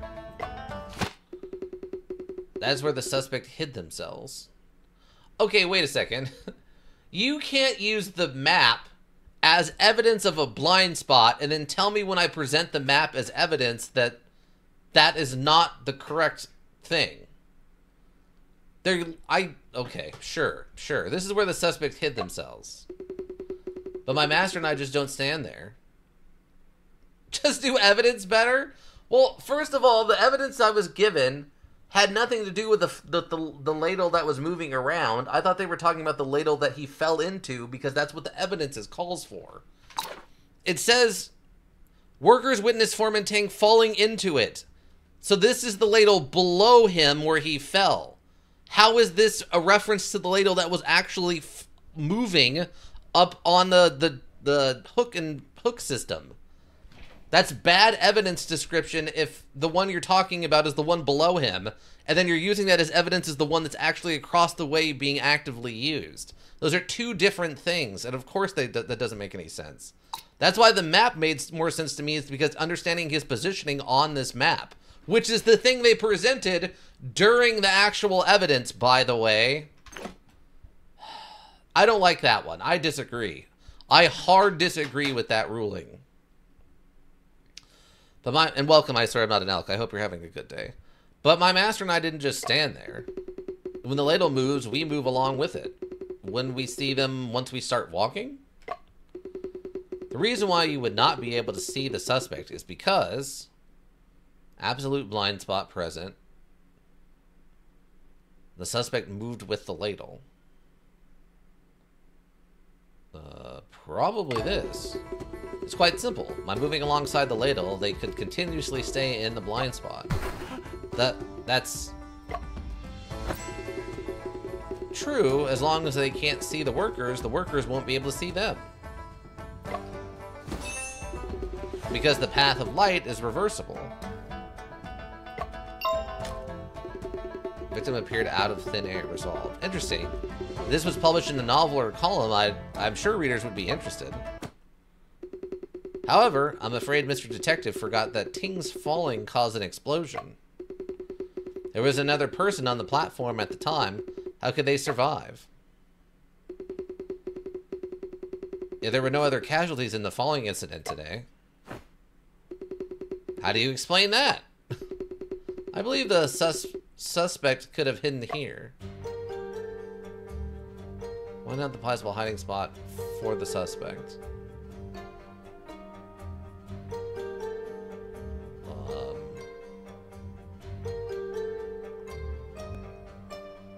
Like, on the side? Because these are all scorch marks, right?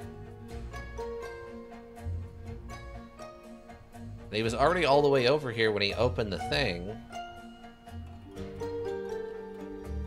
So it'd have to be like on the side, right? Yeah, okay. The passageway on the right side of the furnace was not affected. They could hide here. Hidden behind the ladle, they were not far from the passageway when the explosion occurred. While Ting's appearance caught the attention of the workers, they hid inside the passageway. Sounds like the suspect not only knows steelmaking, but also knows people well. But that still doesn't seem right. Awu, what right do you have to interrupt their conversation? Awu, what other problems are you aware of? I clearly saw Ting leaning on the railing. He toppled over because it suddenly disappeared. If the shrine didn't unleash its powers, how could the railing suddenly disappear? Railings won't disappear into thin air, kiddo. Ghosts don't exist in this world either. But I saw it with my own eyes, I swear. I'm 100% sure you saw things incorrectly. It's easy for people's memories to get confused when they're nervous or afraid. I didn't see incorrectly. Miss Wynn, why are you so sure that Awu was mistaken? When I was taking photos yesterday evening, the railing was already missing. Old Lee, the furnace charger, was the only person on duty last night. He claims that he didn't install any railings. If you don't believe me, look at this photo. Yeah, we talked about that. Shin, there really is no railing above the ladle. But I saw him leaning against the railing. Stop sticking your neck out, you. Too much talk is always a loss. What? Mr. Shin, if there wasn't a railing above the ladle, that means that Ting stood there by himself? The workers are also absolutely certain that there wasn't anyone around him. Then how did he fall into the ladle? That's why I said it was a suicide. However, combined with Mr. Detective's deduction, it's possible someone is helping him. The disappearance of the railing and Ting's falling may be connected to this. Save. Ow, my hand. I'll just put it over there.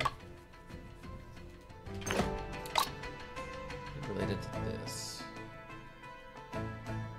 Oh, is this when the Coke comes up?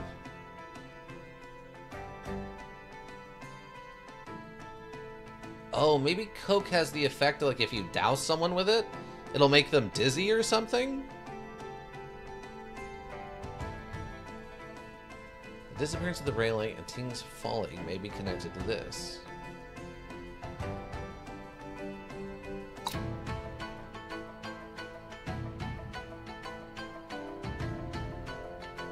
Disappearance of the railing.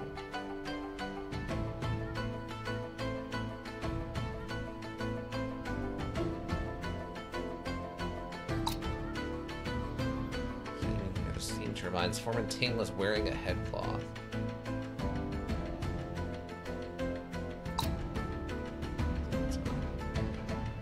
Falling into it.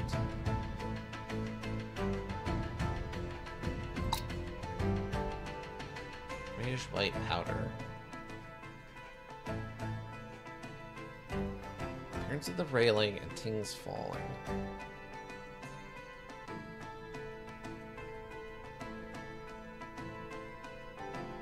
Ting's falling.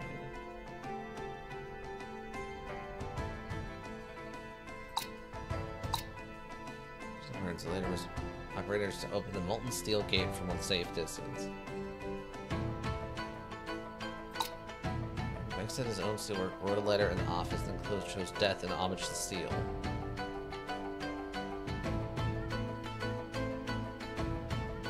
I mean, what is... I'm gonna be connected to this. His, like, outfit? I said, what do you... This is indeed what I had said. What would you like to point out, Mr. Shen? Advisor Ho and two others have noticed that Ting usually wore a headcloth this morning. This may not have been a coincidence, but a deliberate act. I also felt that this circumstance was quite peculiar. However, how is the headcloth related to the disappearance of the railing? Allow me to reconsider. Okay. Disappearance of the... Okay, maybe it is the Coke. I don't know enough about what the Coke is. Like, we didn't get a chance to talk to anybody about this. So we didn't really get any clues about what this even is. Again, it's still just being called grayish white powder. Okay, it is the Coke. Okay. Because the Coke was where his body was, or where he was seen falling from. This is the powder that Ah Fu found near the railing. This powder is actually grayish white particles that have a lingering pungent smell. This is the residue of a burnt substance. We have only found it at the site of the incident. This indeed doesn't seem like something used in steel making. We'll believe that the suspect set up some kind of mechanism on the site that caused Ting's falling. I never thought the story behind a falling incident could be so complicated. The mechanism is quite newsworthy. So what kind of mechanism was it exactly? Well, we still need some time to investigate that. I've seen a number of Western machines, strange and intricate things that left me in awe. If the mechanism you speak of can be restored, this whole incident will basically make sense. Disappearing railing. Ghosts and gods were not at work here, but machinery caused it all. However, there is still one thing I can't understand. The series of plans was quite complicated and required the cooperation of Foreman Ting. Why would Foreman Ting be at the mercy of another? He was coerced. I'm afraid he planned this himself. I'm afraid that Foreman Ting at the time had already come to harm. How is that so? Awu claimed that he saw Foreman Ting leaning against the railing, staring directly forward. The railing were burning hot, but did not matter to him because he could not feel anymore. His eyes were not looking down, but instead closed. This also explains why Foreman Ting did not jump down, but instead dived forward. Therefore, I suspect this was a murder. Murder? Then, Your Honor, we need to conduct another round of investigations. Although we have a preliminary deduction of the suspect's MO, there are still many mysteries. Like how the suspect left the scene. How the suspect left the scene, doubt it. As well as the suspect's identity and their motives, we have no clue at all at the moment. Ting is stubborn and has offended many people. But he is a diligent man who shouldn't have suffered such misfortune. At present, the ironworks can't afford to be delayed any further. Your Honor, the nature of a homicide is different. If the villain commits more crimes, the ironworks will lose even more. If there's no conclusion by tomorrow morning, you may draft an announcement to calm public opinion. Besides, I believe Mr. Detective will uncover the truth before tomorrow morning. Isn't that right, great detective? I will do my best. Then let's act according to Miss Wen's suggestion. Shin, why is Miss Wen on our side all of a sudden? She doesn't seem to mind that she lost to you either. I heard that, kiddo. Who said this was a competition? Oh, no. The news should be more important than Miss Wen. How about this? Falling incident shrouded with mystery. Detective tries to uncover conspiracy. That's not bad for a first page, right? Shin, what should we do next? If Foreman Ting had already come to harm when the falling incident occurred, that proves that the second floor furnace area is most likely not the primary crime scene. We need to think of a way to find the primary crime scene. Doubt raised. There are a lot of doubts that are suddenly floating around in the air. Disappearing railing. The suspect may have set up some kind of mechanism at the site of the incident. These particles only appeared at the site of the incident, likely related to some mechanism. Alfu, do you remember what it is? Not yet, but its smell is really familiar. I'll keep an eye out for it in the ironworks. Okay. When did the suspect leave? Site of the incident was under watch before and after, yet no one saw them. Even if the suspect used the ladle to stay undercover and avoid the sight of Old Chow and Ah Wu, how were they able to leave the scene completely undetected? After the incident, workers were fighting the fire in front of the furnace. They would have seen them if they walked out from the front. I believe their safest choice would be the elevator and the charging area behind the furnace. But old Lee said that he didn't see anyone unless he... We need to reinvestigate the surroundings of the charging area. Okay. Foreman Ting's relationships. In the event that Foreman Ting was murdered, what is the assailant's motive? Foreman Ting is really unpopular. Nobody likes him. It feels like everyone has a motive. Yeah, no, that's fair. I'll interview the people. Okay. Or don't tell me what that said. Primary crime scene. Second floor furnace area may not be the scene of the actual crime. No body, no autopsy. There's no way to know what unforeseen mishap Foreman Ting ran into. Shin, how are we supposed to find the primary crime scene? Won't even know if he was already dead or in a state of unconsciousness before he fell. We need to broaden the scope of our investigation. Let's look into places Foreman Ting had been to before the incident. Should investigate the places furnace... Okay. Foreman Ting. So we're down on the bottom. Table. There's a desk that Supervisor Ho moved here temporarily. There's a head cloth on the desk. Where Ho was using it to bag the money. There's an account book next to it. Let me take a look. Old Lee's wages were deducted a lot. The reason is because he skipped work multiple times. Awu's wages were the second most deducted for being late. Old Chow's have also been deducted. These are circumstances worth keeping in mind. This is just a whole... Shit, this door leads to the backyard. Let's head over there and take a look. Okay, well, I'll do that in a second. I heard Foreman Ting got killed by somebody. He brought that trouble onto himself. Wow. Awu, what are you doing here? Did you just say that? The foreman was murdered? At present, it is highly likely that he was murdered. Mr. Shin, you'll believe what I say, right? Yes? I remember something strange. My master doesn't let me say much, and I'm not sure if this is important or not. There's no one else here, Awu. Be at ease and tell us. This morning, I noticed that the crane hook was not stationed at its usual position. Where's the crane usually positioned? It's supposed to be between Furnace 1 and Furnace 2. But when I got there this morning, I saw the crane hook stationed in front of Furnace 2.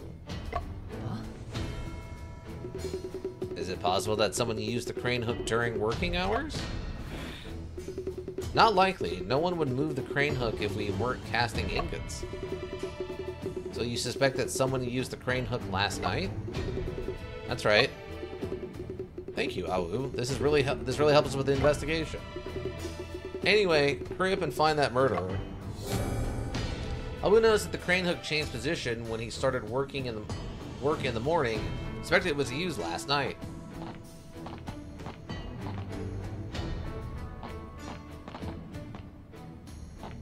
Oh, we can look at this stuff again. There's a ladle that the foreman fell into. Okay, never mind. The crane hook was in front of the furnace 2 this morning. Someone definitely used it last night. I heard Foreman Ting's death was influenced by who? Since there's no body named Andy Vu already left. Okay, fair enough. I've been losing money and now someone's dead? Do you think we could survive this? Keep working and stop worrying. Shit, the factory floor's front door is just up ahead. To get some fresh air? We're short on time, so let us focus on the investigation first. Okay.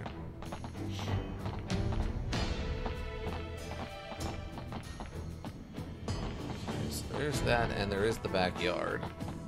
What's over on this other side? Steel ingots. Steel ingot casted from molten steel on the ladle number 2 after the incident. According to Afu, the remains of the deceased will not be within them.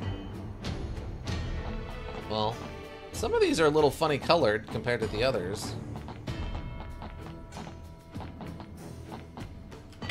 Map. Not quite new. It's probably put up not long ago. Working drawing in the open hearth furnace is passed right above it. Okay. Alright, so yeah, they really want me to go investigate new areas or something. Let's go see what's up. Ironworks interior. Monument. June 1894. This monument was erected when Hing Ironworks was first put into operation. At the time, there were quite a few foreign engineers who came to work at the ironworks. Oh, fun fact. Lime sack. These gunny sacks are filled with lime. Lime? I don't know what lime is used for in steel making. How's the investigation going? How's the investigation going, you guys? We're still investigating, and there's some questions we wanted to ask you, Mr. Patrolman. However, we're short on time, so we hope that you can be straight with us. Where's this coming from? My headache is sometimes good and sometimes bad. Is it good or bad right now? With a murderous suspect on the loose in the ironworks, Julie is already troubled enough. If there's anything you want to know, you can try asking me. Foreman Ting's relationships. Did Foreman Ting ever have a problem with anyone? There's quite a few. Let's count Awu as in first. Is it because Foreman Ting was strict and paid Awu's wages late? Not entirely. Ting was stricter with Awu more than he was with anyone else, so Awu hated him. Foreman Ting came from the backwater countryside and was the youngest in his family. In the past 2 years, his family died of illness or old age. He was the last one left. He's also an old bachelor. There's no one to even handle his funeral affairs. Awu was also born to a poor family. He is clever. Everyone knows Ting treated him like his son. Alas, it's regrettable that Ting was obsessed with steelmaking. He was not considerate at all. Obviously, he meant well, but sometimes his words sounded harsh and mean. That's why Awu kicked over his shrine a while ago. So Foreman Ting was really quite alone. It sounds so pitiful. Other than Awu, who else did Foreman Ting have a dispute with? Old Lee is also quite stubborn, so those two stubborn old men often fought. Also, a while back, Foreman Ting even beat up that foreman boss from the laboratory. Thanks to his bad temper, he lost his job in the lab and became a labor foreman here. If there's anything you want to know, okay. So yeah, he upset some people, fair enough. Object under the tarpaulin? I'm sure if the pig iron underneath his... I'm sure it's pig iron underneath his tarpaulin. What? Tarpaulin? Huh? This isn't pig iron.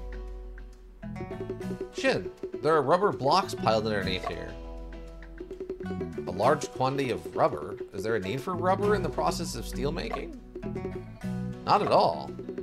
These rubber blocks belong to Mr. Lee. They're just temporarily stacked here. Disappearing railing updated. Afu, under our feet. Huh? Ah, these are scrapes of rubber. That means someone processed rubber blocks here. Shabby uniform. There's a uniform over here. Looks really dirty and it's all covered in rust. Only a worker in the charging area could make their clothes this dirty. Sir, do you know whom this clothing belongs to? You can ask around and see which worker came by the warehouse today. Are you sure this uniform was discarded today? I just cleaned this place up with old Chow and the others last night before we got off work. The situation is worth recording. Discarded uniform. A uniform stained with rust found in the warehouse. Patrolman Koo claims that it was discovered this morning. Tool on the chest. File, a screwdriver, a saw, a wrench. There are a lot of tools placed on the top of this chest.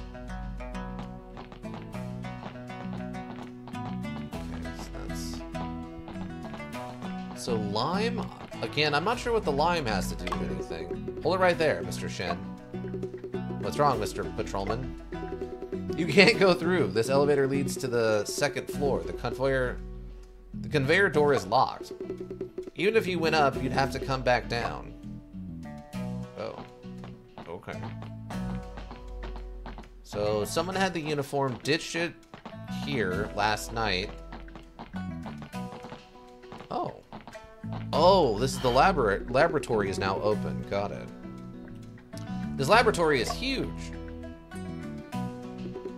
Well, speak of the devil. I was just telling Mr. Robinson about you two detectives. There are a few questions we would like to ask Mr. Robinson. Of course, allow me to introduce you.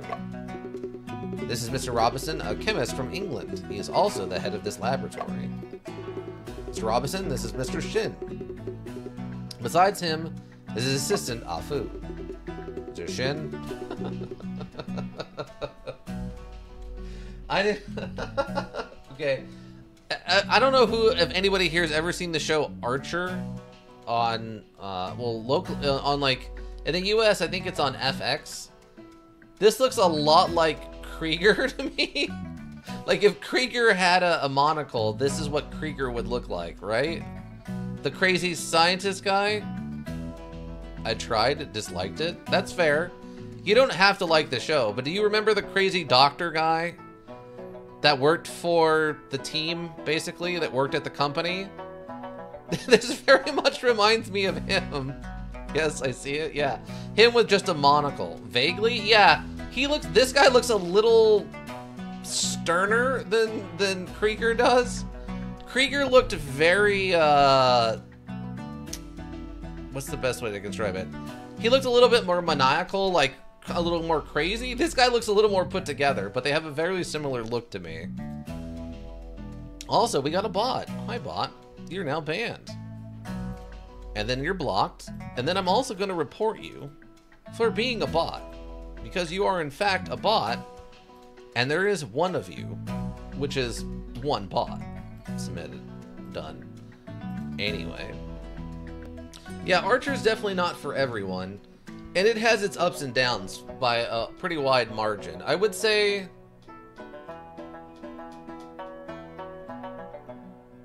Yeah, the show kind of has its ups and downs. I would say the first season's okay. I think the second, third, and fourth seasons are pretty good. I think the fifth season is when they do what do they call it? Archer Vice or whatever, which was okay. There was that one was pretty mixed for me. Then I think the next one, season 6 was pretty good. And then I think they started doing the weird, I guess this is spoilers, the weird like dream seasons. And the first 2 of those I watched were pretty good, but I didn't see the third one, which was the space one. That's when I stopped watching the show.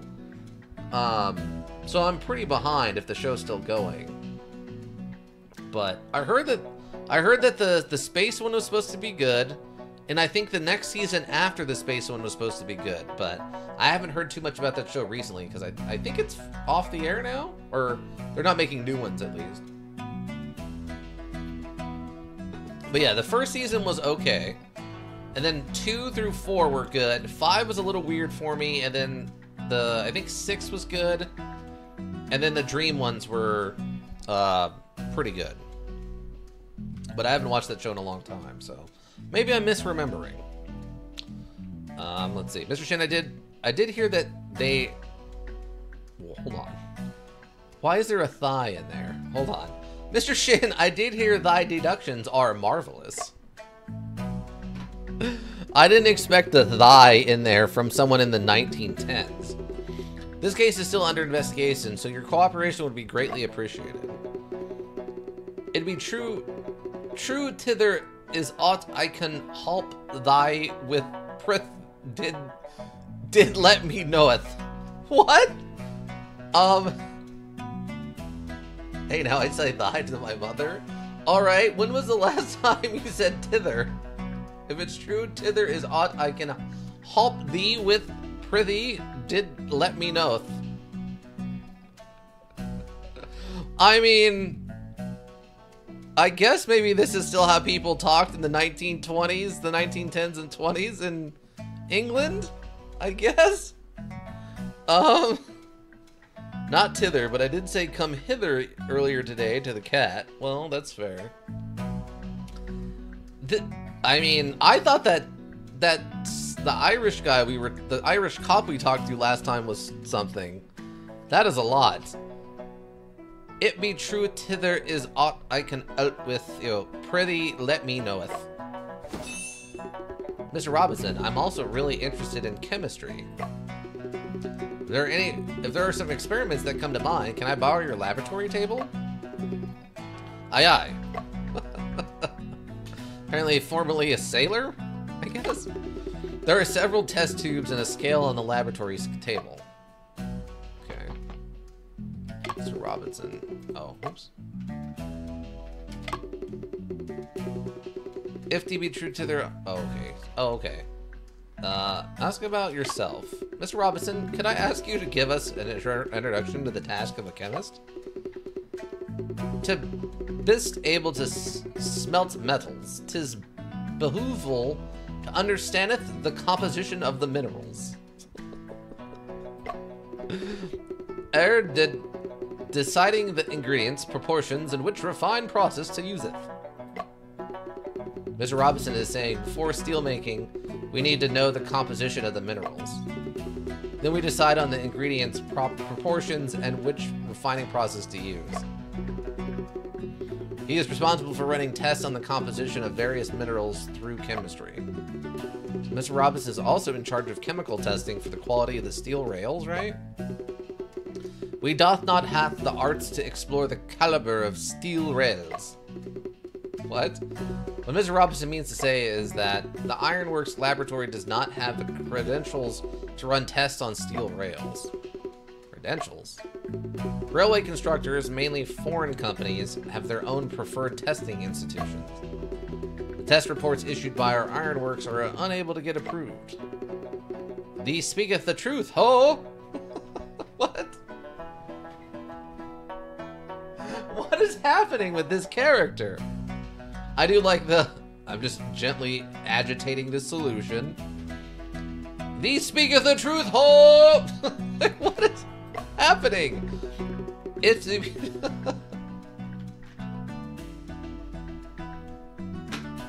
It's like he's incredibly exuberant about this whole ordeal. Tally ho, pip pip. But his character is super, like, calm looking. So the shouting and stuff does not fit his character, like, art at all. Tally ho, pip pip. I heard that once. I told him that once he served as your assistant. Why was he transferred to the factory floor? Ting was very talented. I applauded his contributions as mine aid. He did thought help me in many ways, and in returneth I did giveth him bounteous rewards. Okay, is he supposed to have okay, they said he's from England, right? Is this actually supposed to be a German accent? He doth help me in many ways, and in returneth I giveth him bounteous rewards. It's not German? Okay. Oh, okay. I mean, I guess. Coekel, so he did maketh in an unforgivable misprison. He was a cut purse. Okay. An attempt at Shakespearean, perhaps? I thought maybe what they were doing was... initially, that's what I thought, too. It was like a Shakespearean era British, but... Why? This is 1910. This is a long ways off from him. Emphasis on attempt. Yeah. So to not make an unforgivable misprison, he was a cut purse. So he was a thief? He did steal mine notes. He did steal mine notes, which did hath multitudinous data of the essence. He eke did steal laboratory instruments, then did return them the next morn. Okay, sure. On the morn, sure he did. Oh me, the gods, did doth he truly bethink yond I would not findeth out? Everything hither hath a fixed placement. I did knoweth of his trickery aforetime. Sounds like Formenting just wanted to gain more knowledge. The lab hath its own rules. I doth not like people who doth not followeth the rules. I muse going to worketh on the factory floor, whilst the superiors answer for ting. If to be true, thither is aught I can help thee with. Prithee, do let me knoweth. Yeah, this is some weird Shakespearean English, but I don't understand why. I think he is just perhaps unbearable. Oh, is he just like super pretentious? That could be the problem. No more questions. Oh, she's here. Oh, Hasung Ing. Mr. Shan, what else can I like to know? Formenting's relationships. Mr. Ho, you seem to be quite familiar with Mr. Robinson. I speak a bit of Mr. Robinson's language, so sometimes I can help him with communications. Mr. Robinson is a very interesting person. I really enjoy talking to him. How was Formenting's relationship with Mr. Robinson? Formenting used to be Mr. Robinson's assistant, but their relationship was never too close. You both have probably already heard about Formenting beating up Mr. Robinson a while ago. What was the specific reason for that? Formenting came to ask Mr. Robinson in private to help him test the steel made by his methods. Mr. Robinson agreed and ran tests over and over again, but the results were unsatisfactory. Formenting was quite stubborn and insisted that Mr. Robinson was being half-hearted. Mr. Robinson only meant to help, so naturally he resented Formenting's accusations. Mr. Robinson's words became quite harsh. Formenting was so angry that he beat up Mr. Robinson. The matter was only resolved when Mr. Lee stepped in. Sigh. After all, Formenting was just too eager to achieve success. Mr. Shin, what would you like to know? Okay. Portrait on the wall. That looks historically real. Look, Shin, it's a portrait of Zhang Zoding. Mr. Zhang advocates education and industry. He is a person I admire greatly. There you go. Fun fact. Desk. A stack of documents, a bottle of ink, and a quill pen were placed on the desk. Oh, that's... yeah, that looks very English. Huh? This is a chemical test report for steel. Steel in this report is made by using coal from Westphalia. All indexes are up to standard. Steel in this report was made by a mixture of Chinese coke breeze and anthracite. Steel in this report was made by a mixture of Chinese coke breeze and anthracite. Okay. What a shame. Due to the high phosphorus content, fragmentation easily appears in the steel. It seems that the choice of fuel really affects the quality of the steel. Magazine cabinets. A complete account of iron manufacture, electricity. The bookshelf is full of technical books. The remaining documents are all in foreign languages. Natural Philosophy is the first book I read about the study of physics. Fun fact, Natural Philosophy. The brazier. There's some paper ashes in the brazier that seem to have been burned out not long ago. This brazier brings back some bad memories. Huh? Can I talk to you about it? Or no? Okay, I guess not. Okay, what's your deal, Miss Wynn? Miss Wynn, are you also here to investigate the laboratory? I'm here for the photos. The camera was destroyed, but fortunately the film inside was untouched. Mr. Robinson found the laboratory helped... Wait, what? Mr. Robinson from the laboratory helped me develop them. What kind of photos did you take? Can we have a look? I only took a few, and most of them are scenery shots. You can see for yourself. Shin, let's take a look at Miss Wynn's photos. One moment. There are still a few questions that I would like to ask Miss Wynn. Ask away, great detective. About the ironworks. As you are writing a report on the ironworks, you must know its recent developments? Well, of course. I'm a senior reporter. It's really difficult for national enterprises like the Hanging Ironworks to develop and grow. They need to buy foreign equipment. Even mineral resources are controlled by foreigners. At the market, foreigners control the right to build most railway in China. They're the ones who decide whose steel rails to buy and what the standards for testing are. Take the Shanghai Nanjing Railway with a British chief engineer, for example. The agreement specifies that the British in charge of purchasing take a commission of 5%. Naturally, the British will choose to buy Western products to gain more profit. When they purchase steel rails, they would nitpick at Hanging Ironworks products. Recently, the ironworks is more competitive due to a new method that greatly reduces costs. However, rumors about the bad quality of its steel rails have sent the ironworks to rock bottom. Sigh. No wonder Deputy Administrator Lee seems so anxious. That's why he hopes that my news report can help them restore their reputation. Ask away, great detective. Okay. No more questions. So how do I actually look at the photos? Oh, wait.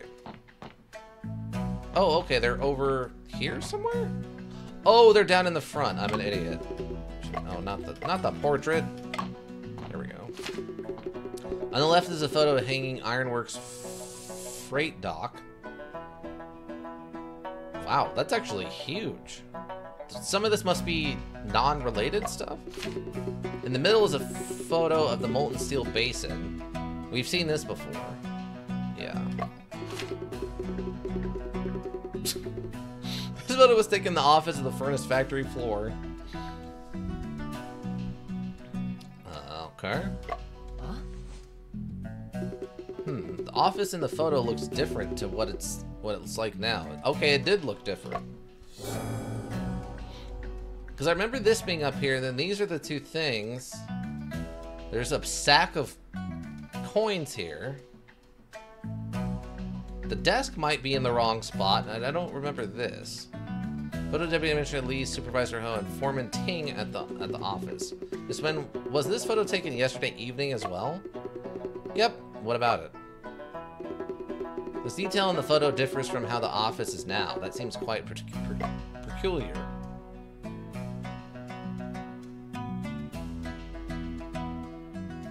Well, there's the giant stack of cash in front from 1890. Also, yeah, is this poster different? Hold on, can I go back? I want to go back and look at the room. Wait, appliance cabinet. A variety of reagents are displayed in this cabinet. Hydrochloric acid, nitric acid, sulfuric acid, ammonia, hydrogen peroxide. They really do have everything. Afu, what kind of experiments are these reagents used for? They're mainly used to test the composition of minerals and steel. I see. Whoa, what? What? Shin, are you alright? I am fine. I just remembered a few unpleasant memories. As long as you're fine.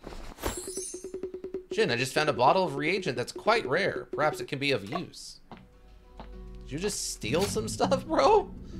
Bro, did you just steal something? Somebody have set up some kind of mechanism. Jin, I once saw those rubber blocks. I understood everything. The pungent grayish white powder we found on the site was the residue from the burning of rubber. Oh. You mean to say that the murderer had set up a rubber rod there as a railing? The rubber I have seen in the past is soft and incapable of supporting the weight of a person. What we found in the warehouse was not just ordinary rubber, but vulcanized hard rubber.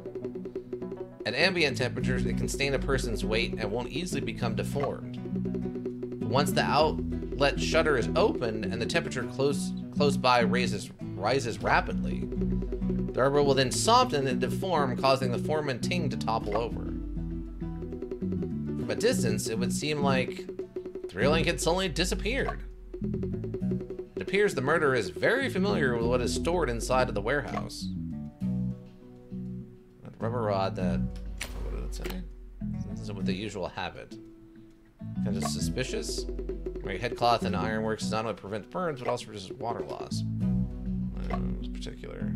No, I wanted to look at what was actually said right there. Facts. Oh yeah, who is this guy? Zhang Zidong, 1837 to 1903.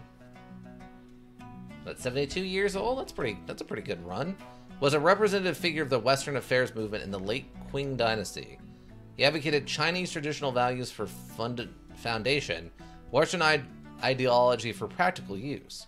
Having experienced the Sino-French War, he was deeply aware of the importance of industrial development.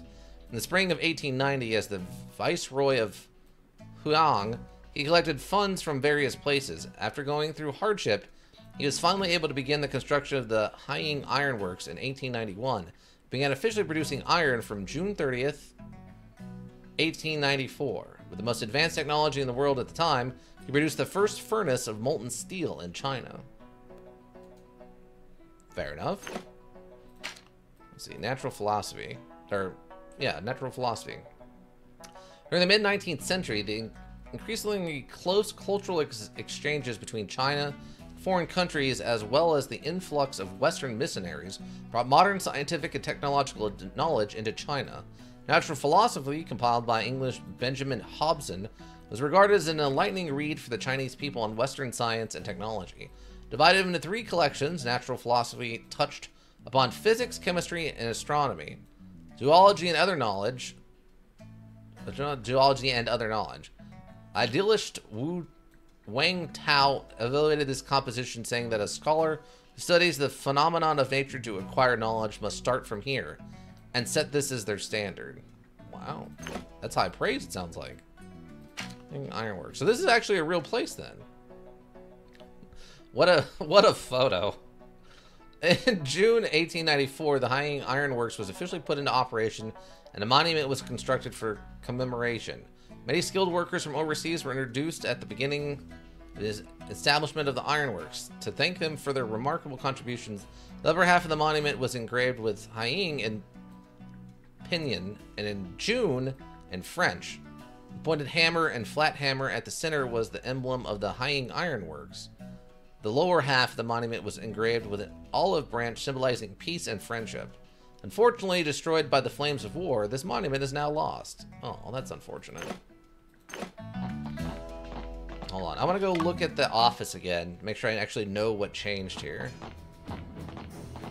Because I feel like it's the poster, but I could be wrong.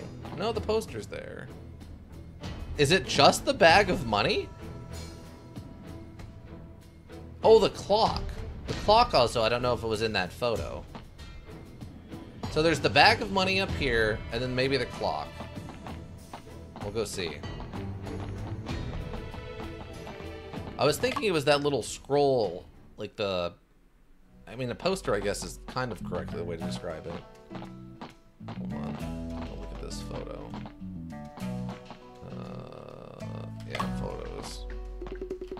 So this photo differs from the office now. That's quite peculiar. Yeah, the clock would be up here. I don't know if they want the clock or if they want the cash.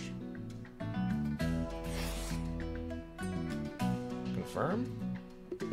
Shin, I don't think that's the right spot. Oh, okay, so it's got to be the cash then. Why is that? Shin, the money bag and the money on the desk disappeared without a trace. Money was probably taken to pay wages, right? That's right, but there's nothing peculiar about that. Shin, let's take a look at another detail.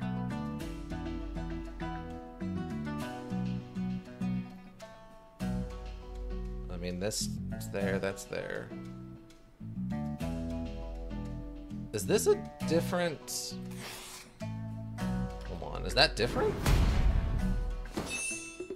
Shin, the blueprints on the wall changed. In the photo, a flowchart of the steelmaking process was placed above the map. Okay, that is different, but now it's a working drawing of the open hearth furnace. Furthermore, the map in the photo looks evidently more worn down. Who did it? Why would they suddenly make such a change? When the incident occurred, I was in the office. The blueprint was switched out then. Shin, do you think this could be related to Foreman Ting's death? It's hard to believe that there is no connection whatsoever between these two. Could it be that the suspect did it? Cannot rule out the possibility that Foreman Ting did this. Whoa, okay. Oh, we're back to this guy. Alright. It's our, like, subconscious demon guy or whatever. Was it necessary for Foreman Ting to replace the flowchart with a working drawing? Could you not surprise me like that? Could you not avoid the subject? Answer me. Was it necessary for Foreman Ting to replace the flowchart with a working drawing? Who knows? No need.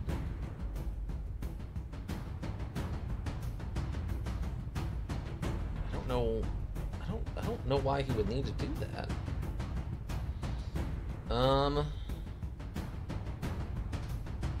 What would he need to do that for? There would be... necessary for Foreman Ting to replace the flowchart. Who knows? A working drawing.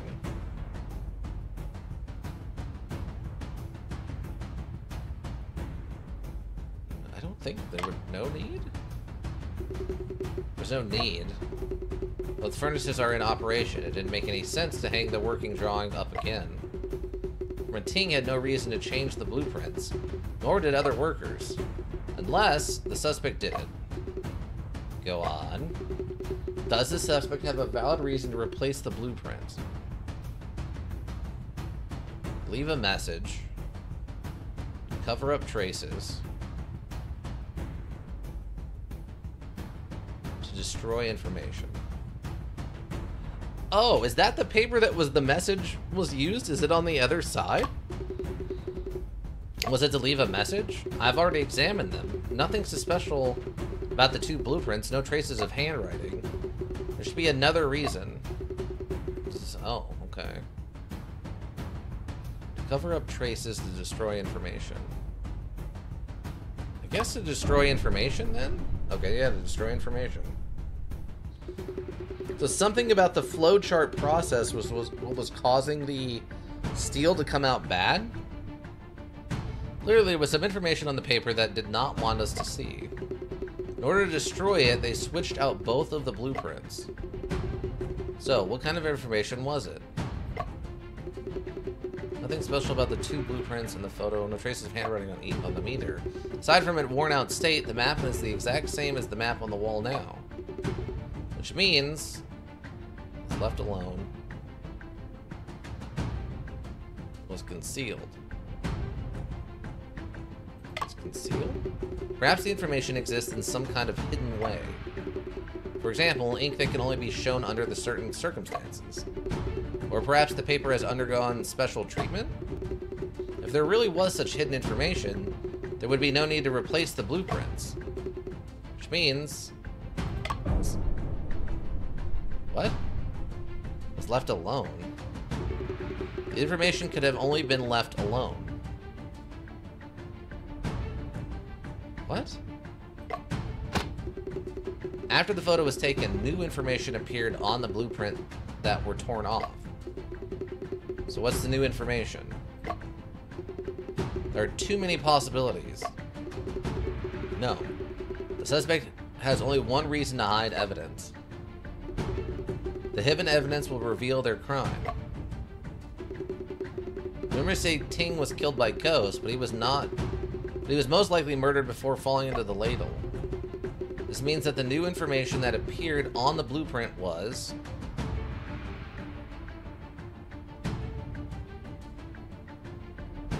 Oh, bloodstains.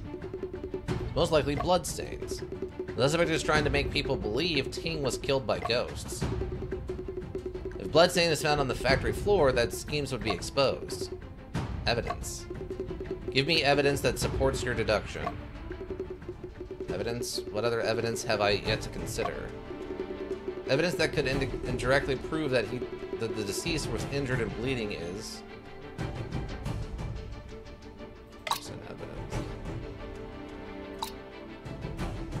Rust found in the warehouse. Mr. Scarter this morning. Unless that's not rust, it's dried blood. It's probably dried blood. That's got to be what it is. Crane hook changed position when he started work in the morning and suspected it was used last night. Proof the deceased was injured and bleeding is...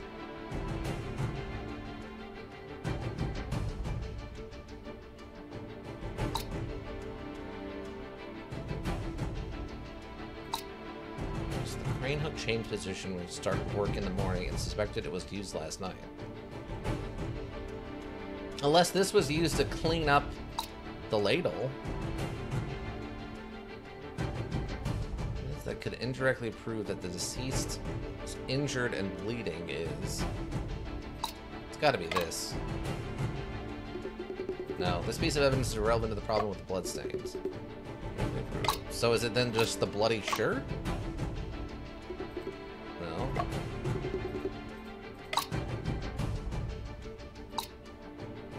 Oh, I guess is it just the map? What is that? Could indirectly prove that the deceased was injured and bleeding is... Oh, the hat. Or the headcloth. Duh. Oh, the headcloth was the thing that covered up the wound. I'm an idiot. That's right, Foreman Ting abnormally wore a headcloth this morning. The headcloth may have been used to cover the scars and bloodstains on his head. Ting wore a headcloth. However, this is not enough to prove the hypothesis I just made. Unfortunately, the body has been destroyed. Otherwise, an autopsy would reveal everything. Even if it's just a hypothesis, at least it tells us that. The primary crime scene is most likely the office. Shin. Shin! Are you alright? Did your headache act up again? I'm fine. Just now, I have understood something.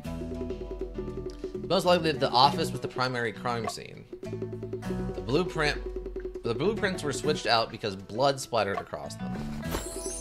Whoa, so that's what it was. However, this is just a hypothesis. We need to find a way to prove it. Blood splattered onto the blueprints, we should be able to find bloodstains on the wall. But we didn't find anything at all, so it must have been wiped clean? If only we could find a way to test for it. Oh, are we gonna use the chemical he found to cause it to glow? Shin, I've got an idea. In my father's notes, I once read about an ammonia powder that glows when it reacts with blood! Called that one! Straight up called it! There it is. I never thought this laboratory would have it. See, this one, the scientific name for it is 3-amethylhydrazide. Amethylhydride. I can try to prepare a blood detection reagent. That would be wonderful. Let's go borrow Mr. Robinson's laboratory table. Well, we're like right here. Ice Mountain Elk, are you still here? Do you know how to say that word? Can I look at that word again? Which one? This one right here. See this? This scientific name for this is 3 something. Which one? Whoops, which one? Do you know what this word is? Yes, I do actually. Oh, okay. Okay, cool. I have no idea how to pronounce this correctly. Because it was mentioned that it's ammonia powder that glows when it reacts with blood, right? Not sure what it is, but I can say it. Oh, okay. As a nurse, I figured you probably have some experience saying big scientific words like this. It is a skill. It is a skill that one has to learn. I do know that much, at least. As a lay person with no, training, I know it's a skill to be able to say big scientific words like that. If nothing else, I can sound them out at speed. Oh, okay. Well, that's good. Oh, we get to play a little mini module. Okay, fun. It's time to prepare the blood detection reagent. Remember, left for items, right for weights. I just need to follow my father's notes step by step. I'm sure it will be made perfectly. Back in 5, relocating. All right. Safe journey. All right, so what are we doing here? 0.2 grams of luminol. Okay, so one of these, and okay. Do I just add it in? Okay. 90 milliliters of H2O. Just a little bit of classic water, huh? Okay, so we might have to do that. Oh, over here. Okay, there's a whole different thing. How much was it? 90 milliliters. Oh my god, it's...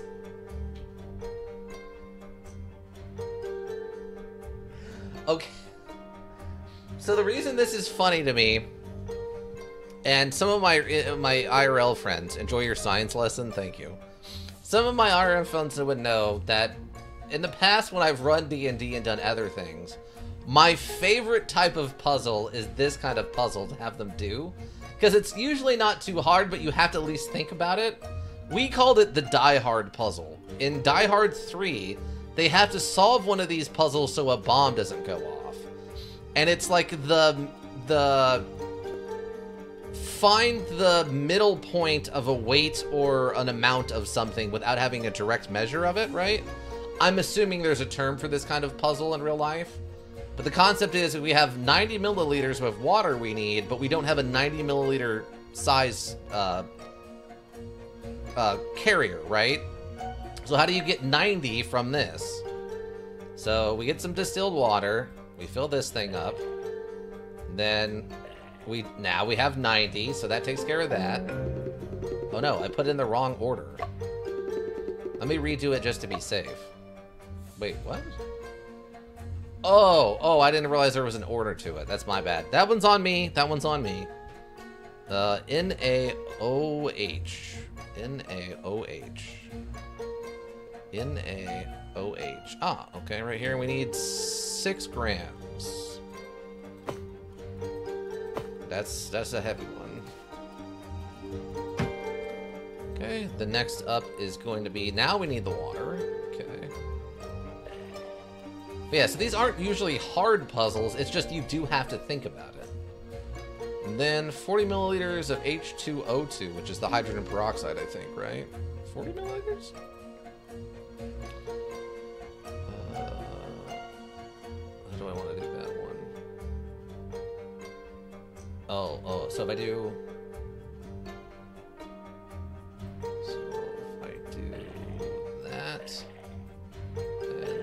There's the 40 we need. Bam. Classic me. The blood detection agent is all done. Blood detection reagent. The oxidation reaction between the reagent prepared AFU and the iron and the hemoglobin will produce something. Excellent. Let us get to the office for verification. Do I? AFU and the iron and hemoglobin will produce luminescent glow. Huh. That's actually kind of cool. So you could just make iron glow, then? Interesting. That sounds like a fun art project or something. I mean, I could be wrong, but that does seem interesting to me. Alright, back to the office we go. I don't think anything else would have changed, right? No. Right now, I'm trying to think of who of the characters we've met it makes the most sense to be the murderer. Simple-minded and timid, unwilling to get into any trouble, an eyewitness to the falling incident. What is the furnace charger? Seems very experienced, always looks exhausted, but never had time to take a break. I think Lou kind of makes sense, since he would know he's very experienced.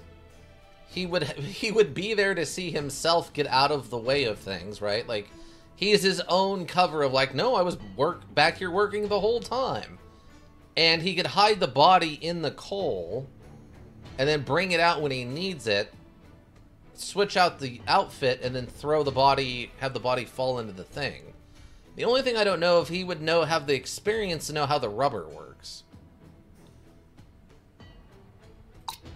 One of purchase appears to be polite, intellectual. Treasurer of the Ironworks, in charge of finances. There's a grudge against Foreman Ting. Experienced the power, tried before, an eyewitness to the falling incident. Unless it's gonna go... Well, I don't want to say that because I've said this before and it was a spoiler and some people got upset with me. Unless it's a three-piece. Unless it's the three-piece. Unless it's Li Chenhai working with Yin Wu and Chao Tilu, and they all got together and threw him in there as like a... because they all didn't like him very much. Otherwise, I don't know. To me, it still feels like it's old Lou or whatever. Do I need to talk to you to do this? Your Honor, there are a few questions about the shrine that I would like to ask you. There's no harm in asking. I heard that Mr. Deputy Administrator was the one who arranged the statue. Foreman Ting repeatedly asked me to invite the gods in, and I couldn't argue with him. He was quite concerned about this, and even built the shrine by himself. Who would know that after the gods were invited in, all these terrible things would happen? So Foreman Ting built the shrine and the altar by himself. Shin, we didn't check the altar beneath the shrine earlier. No matter, feel free to investigate it. As long as you can solve the case as soon as possible. Oh. Oh, okay, interesting.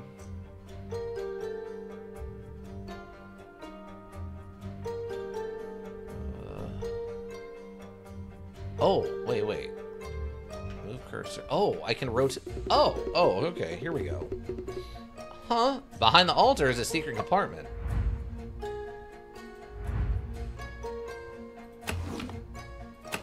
I'm assuming it's this simple. Escape to return. Okay, it's open. Look, Shed, there's a lot of containers and reagents in the secret compartment. It appears this is the true secret of the shrine.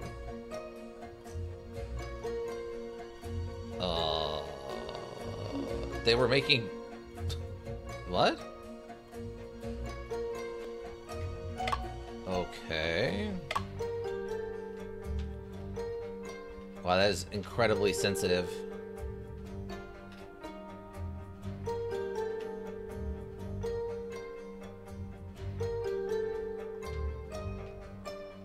Huh, okay.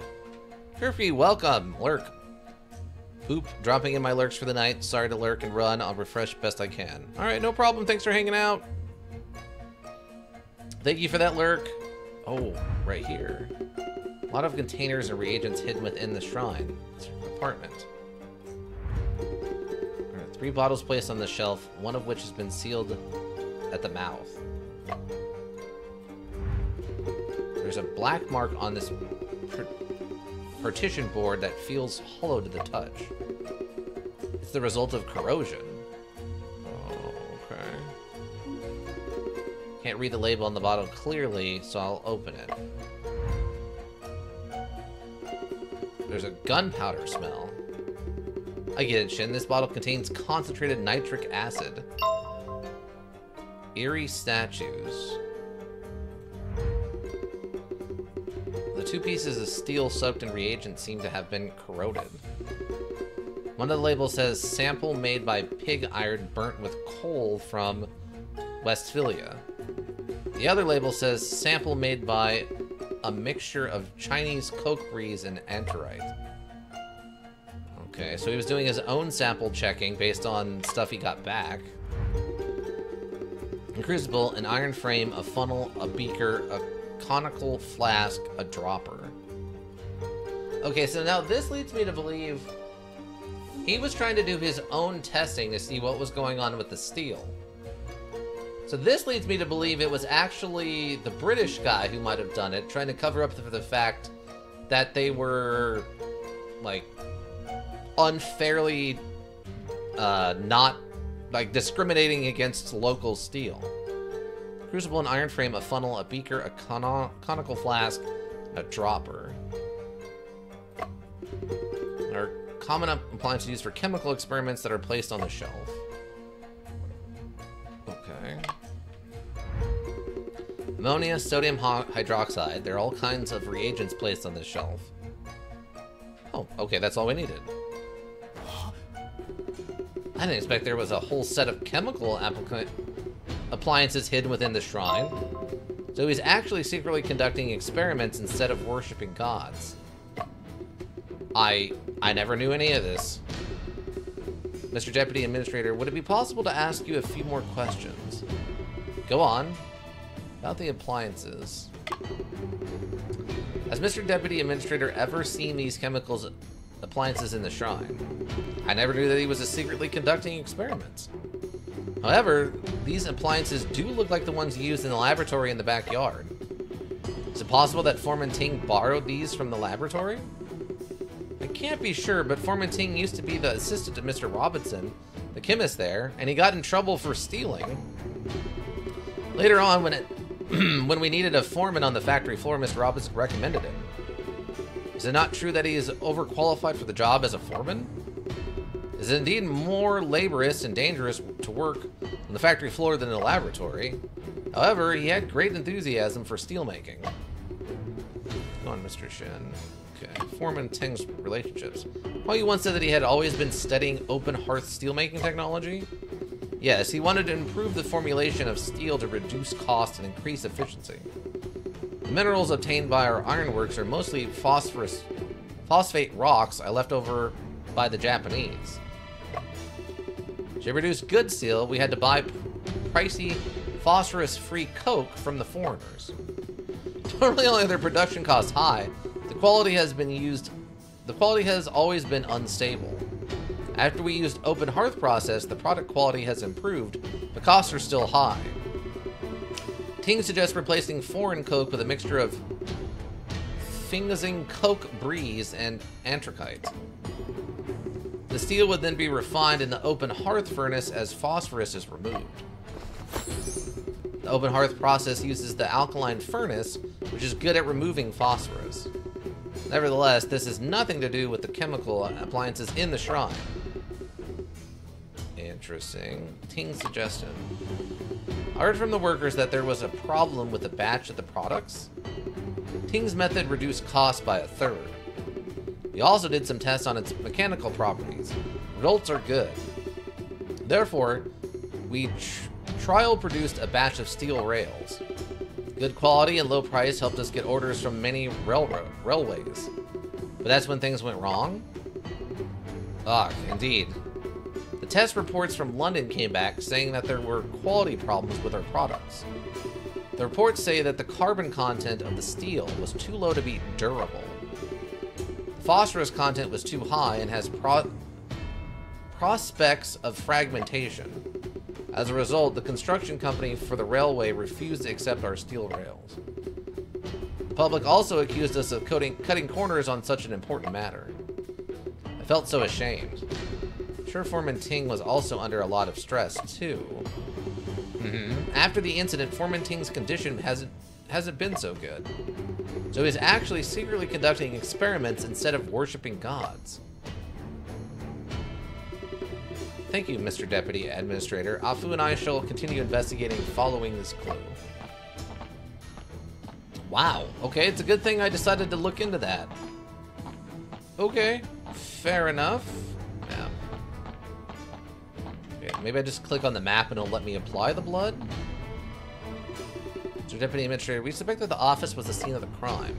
We needed to detect blood. Shall we close the door and windows and turn off all the lights? As long as it contributes to the uncovering the truth, do whatever is convenient for you two. Have you sprayed the blood detection reagent throughout the room?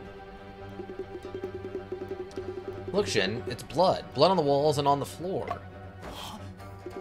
Is everything that is glowing a blood stain? It appears that we need to reinvestigate this room. Primary crime scene resolved. The bloodstains on the wall are mainly cast-off pattern bloodstains with a wide range. Yeah? So it's...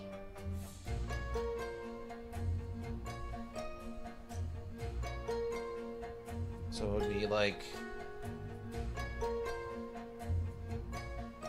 very round spherical here.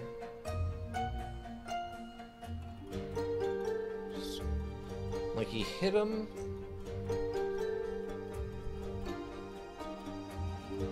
I don't know, the cast-off pattern's weird. It's like, maybe he's... okay. I'm not an expert, I'm just trying to guess, like, what they're talking about with the way this is very interesting. Primary judgment, the murder weapon was not a knife, but a blunt object. That makes sense. There's not a lot of concentration of blood anywhere that would be what you get from a stab wound, right? There's a lot of spray everywhere. Except for whatever this is. This is almost a perfect circle. Like a bucket that was here? Unless it was like, this lamp was the murder weapon. But I can't imagine this thing would still be in good enough shape to be a lamp. Huh? Could the murder weapon be something inside this room? If it is an object in this room, the murderer probably committed a crime of passion.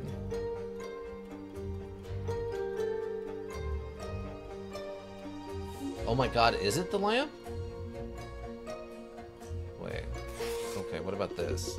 Shin, these two bloodstains look really strange. One looks like a symbol drawn on the bloodstained floor.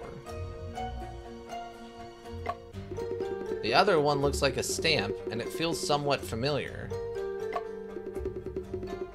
Oh, it was the bag of money! This is the symbol that was on the outside of the bag. And these must be coins that fell out during the assault. That could leave such a large bloodstain should be the murder weapon, right? That is high possible. Although this trace is very important and needs to be specifically recorded. No problem. Peculiar bloodstain. Bloodstain found on the office floor by using a blood detection reagent. Looks like a bit familiar, like a kind of something. Okay, so up here, wall with the blood prints has cast-off pattern bloodstains as expected. The cast-off range is quite wide, so the murder weapon seems to be something that is very long. I'll take down the map and paste it back up later. Huh? The bloodstains on the wall stop when it reaches the map. The murderer really switched out the blueprints to hide the bloodstains. Shin's deduction is incredible. Okay. There are two long cast-off pattern bloodstains on the board of the name badges. The cast-off range is wider than any of the cases I've seen before.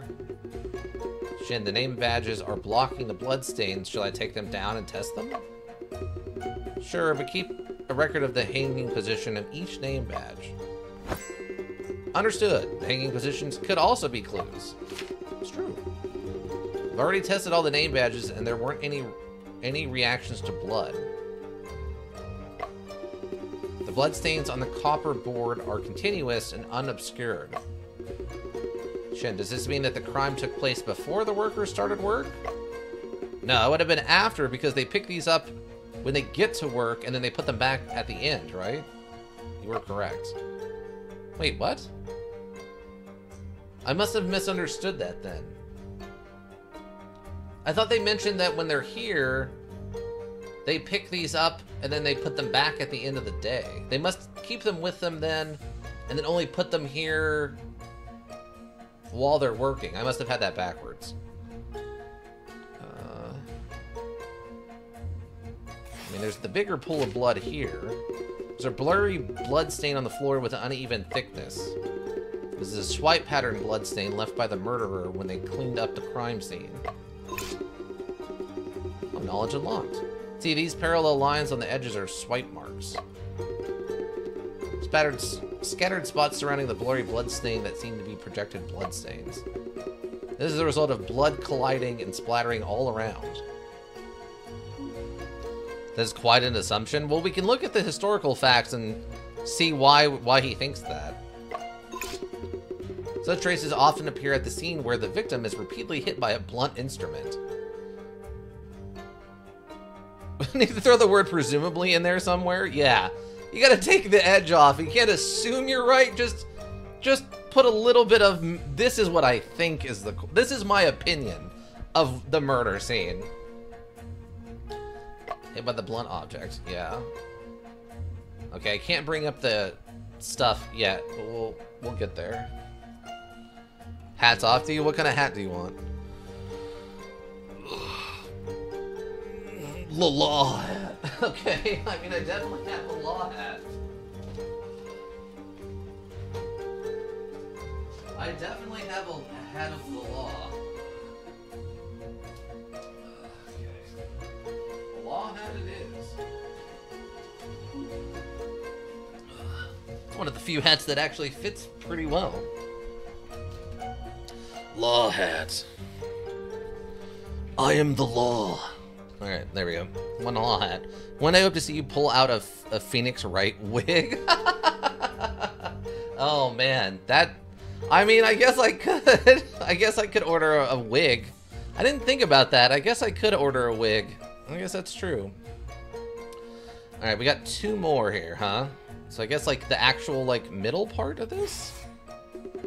Blurry blood stain on the floor must have been left by the murderer with the cleaning scene. That's right. Okay, so that's just counting as this. Often appears the scene where the victim is reportedly attacked with a blunt instrument. Okay, so we got this, we got this, we got this and this. Is it, like, the lack of coins? I already tested every other note on the desk, and there weren't any reactions to blood. Okay.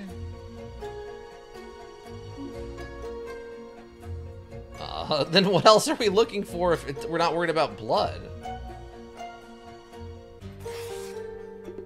Shin, I have a bold hypothesis.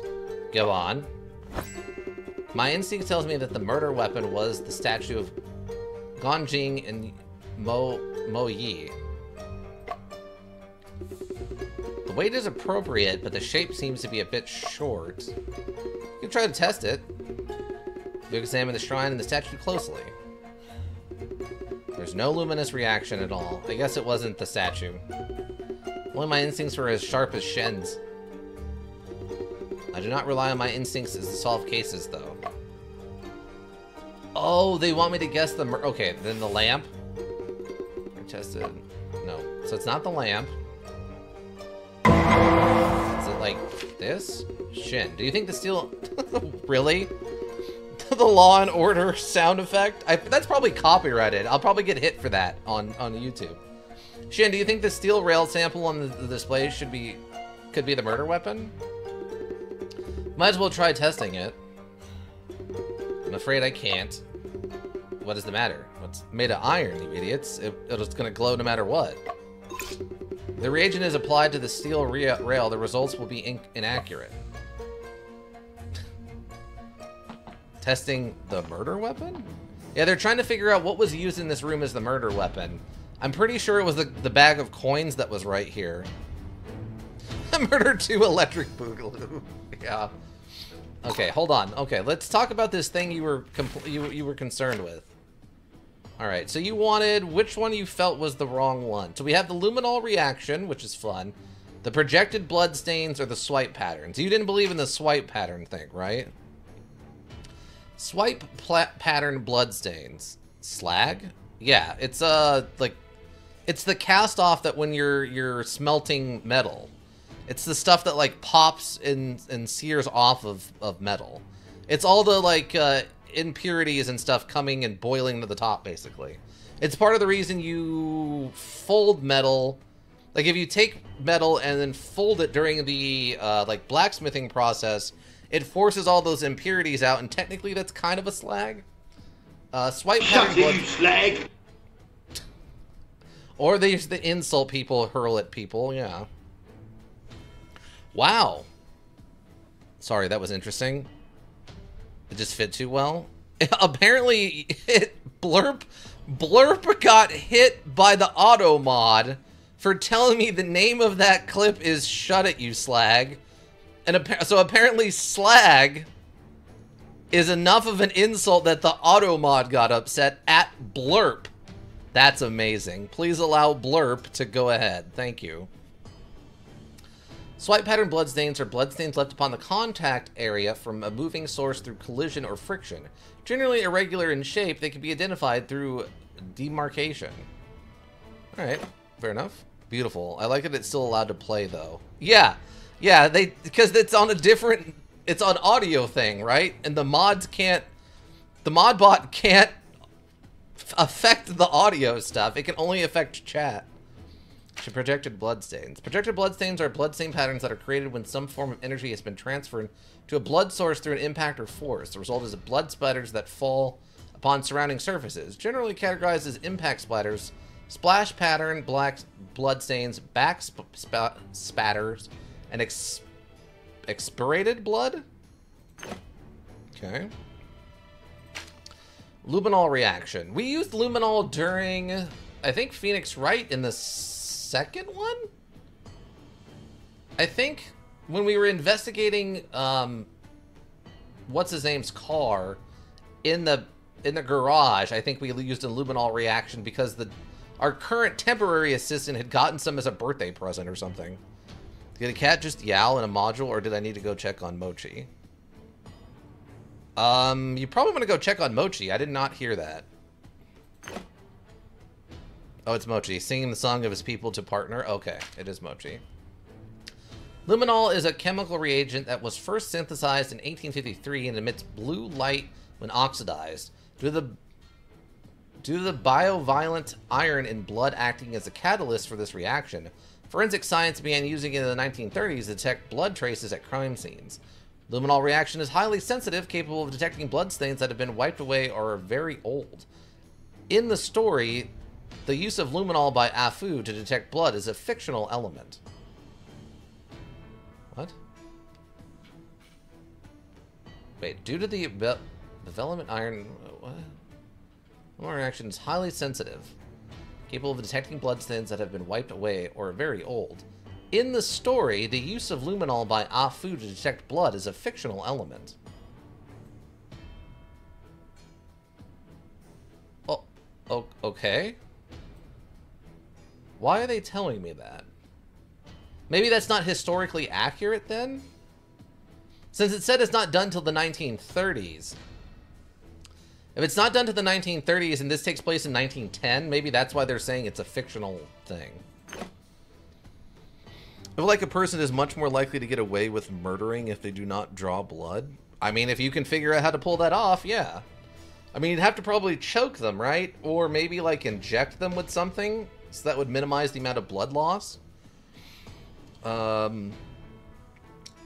Poisoning, I guess, like, with food. Thwack to the head. First hit is usually blood-free, according to CSI. Do not trust CSI ever. Never, ever. I have never watched CSI and went, wow, that seems completely realistic. God, how dare you? How dare you? How could you be a trained medical professional? Garrison.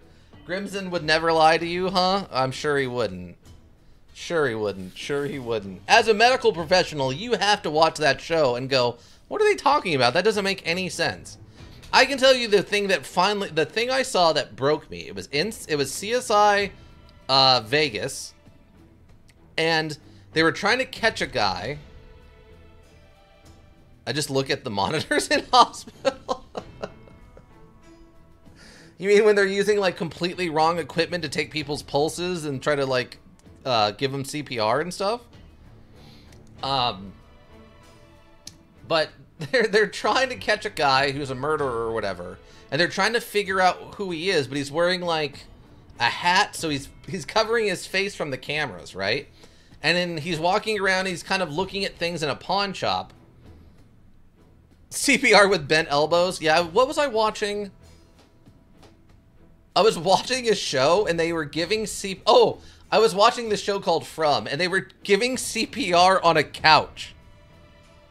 The person was like bleeding out on a couch, and they thought they were okay, and then suddenly like they had a horrific like internal bleeding just like splurts out of their mouth as she goes limp, and this like other person gets on top of them while they're on the couch and starts giving them CPR on the couch. I started laughing, like, that's terrible. That's so terribly wrong. I understand it's just television and movie fake CPR, but for the love of God, you gotta at least get the basics right. If their body is bouncing on a couch when you're giving CPR, guess what you're not doing? Compressing their chest enough to restart their heart. I bet that sofa cushion was fluffed well, though. Nice and comfy. Yeah, you're not wrong. And they kept the couch, so... But yeah, so they're... To double back on my other side project here, for CSI Vegas, they're trying to catch the guy. He's wearing a hat. They can't see his face in the cameras. He goes up to the front and talks to the guy running the pawn shop. And as he's talking to the guy running the pawn shop, there's no camera behind him, but he kind of looks up at the guy, and they take this black and white video on probably like a 720 at best camera, and they zoom in, enhance so far in that they can see the reflection of the guy in the owner's eyeball. They zoom into his eyeball with this 720 camera in black and white and are able to get a good enough reflection off of his eyeball to identify the killer across from him. It was insanity. It made absolutely no sense whatsoever. I'm like, that is enhance. Yeah, exactly. Enhance. And it's, oh my, that was the thing that broke me on that. It's like, oh, that's the dumbest thing I've ever seen. That's impossible. All right. Anyway, there's our distraction. But yeah, here's the slag thing I was talking about. Slag refers to the material generated during the smelting process that floats above the metal surfaces, usually composed of a mixture of metal oxides and sulfides. Conveniently, the state of the slag will be affected by the temperature, as well as the content of the metallic oxides. At tapping temperature, slag is nearly in a liquid state. When the temperature drops to above 1200 C, slag is basically in a solid state. Slag actually plays an important role in the practical steel-making process, as there's even a saying that only when slag is refined can steel be refined. Yeah, so slag, it's not just an insult, it's actually referring to a part of the process. Existing evidence is enough for me to sort out some doubts. What? Oh, okay, hold on. Eerie statues. Shin, I know the principle behind the shrine unleashing its power. Awu once kicked over the statue, causing the shrine to unleash its power and make him fall ill. Is it related to the chemical reagents inside the cabinet? Exactly. The so-called powers of the shrine is actually... chemical smoke? I'm gonna go with chemical smoke. Abu probably knocked over certain reagents, causing a reaction that produced smoke. Can you think of the specific chemical reaction? What do the workers actually perceive, smoke or fog? Shin, you asked me too soon. Give me some more time to rethink this. Exactly. So the so-called powers H2 overturned. I don't know. Because I think this was gunpowder, which I don't think would make you... Well, no, that was an acid he said, right? So the acid might make you, and I think this... H2SO4. Let's go with this one. There was a concentrated hydrochloric acid and concentrated sulfuric acid in the cabinet. When the hydrochloric acid and sulfuric acid meet, they produce a large amount of white fog. The fog is irritating to the throat, which should be the reason why Afu fell ill. And how do we explain the smell of fireworks on site? Oh, I didn't remember that part. Right, I forgot about that. Okay, so that's... Shouldn't give me some more time. Okay, so then it's definitely this one. This is the gunpowder thing. And kick the shrine. I actually knocked over the concentrated nitric acid in the cabinet. The acid has a gunpowder smell. When it evaporates, it produces a yellowish white smoke. If that is the case, then Awu fell ill because he inhaled acid? Yes, nitric acid harms the respiratory tract. Awu was close by, he probably inhaled a lot. They're afraid of ghosts and don't know chemistry. It's easy for them to be superstitious. Afu, that was a good deducting. Classic me. Sure, bud. In fact, there was a leakage of concentrated acid. Ting seems to have been conducting experiments in secret. Apparently, worshipping the shine behind closed doors was just a cover.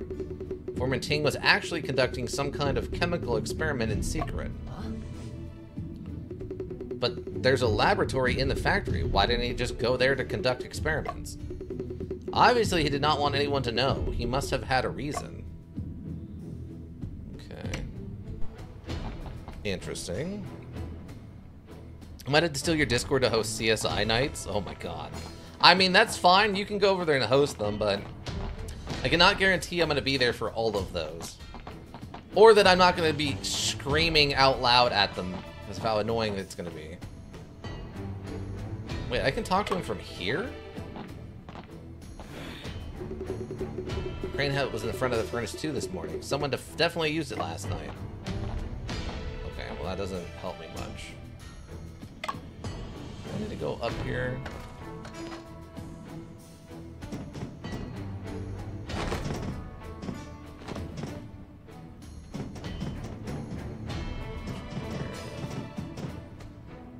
Oh, this is closed now.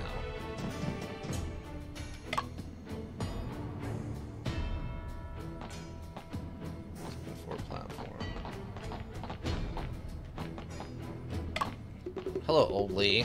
There's still a few questions I would like to ask you about this morning's incident. If there's anything else you need to ask, then just ask. Old Lee on his recent analysis. So you're saying Foreman Ting was murdered?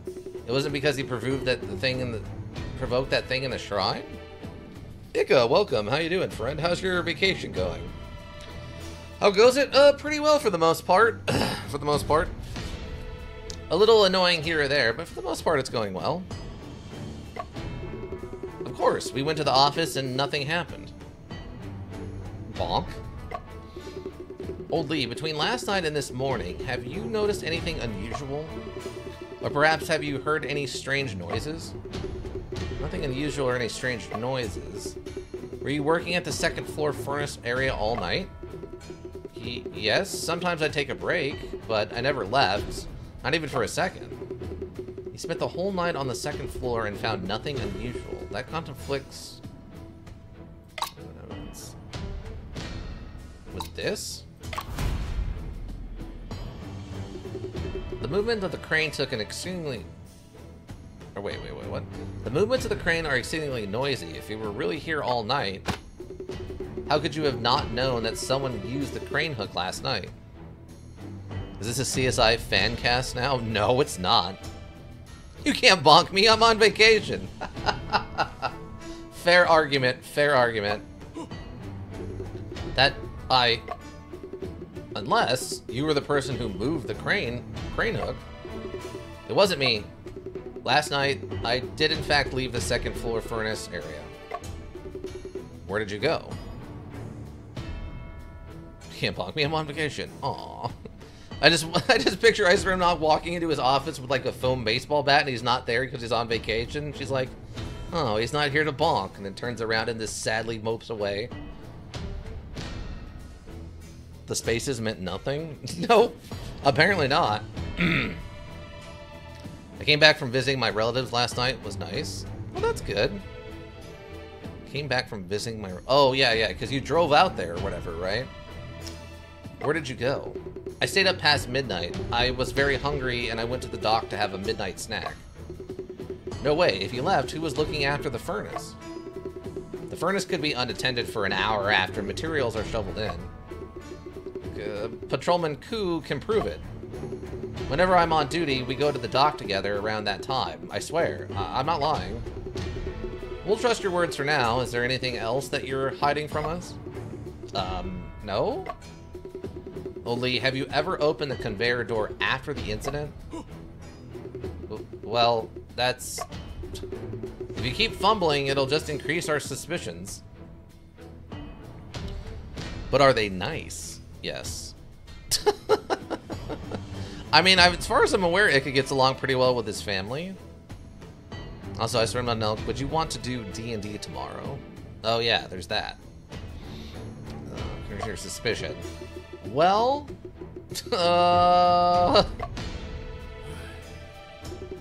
Fine then. After the incident, I did open the conveyor door without permission. The fire was so intense, it's only natural that I fear death. Only, it's only human nature to flee for your life, but why did you keep this a secret earlier? Partner friends are coming over the day after, and I'm not sure what time. Oh, okay. There are rules of operation that require workers to put out the fire as a priority. I didn't have the guts to stay, but I was also afraid they would cut my pay. I have a family to support, so many mouths to feed. How did the suspect leave? Be at ease, old Lee.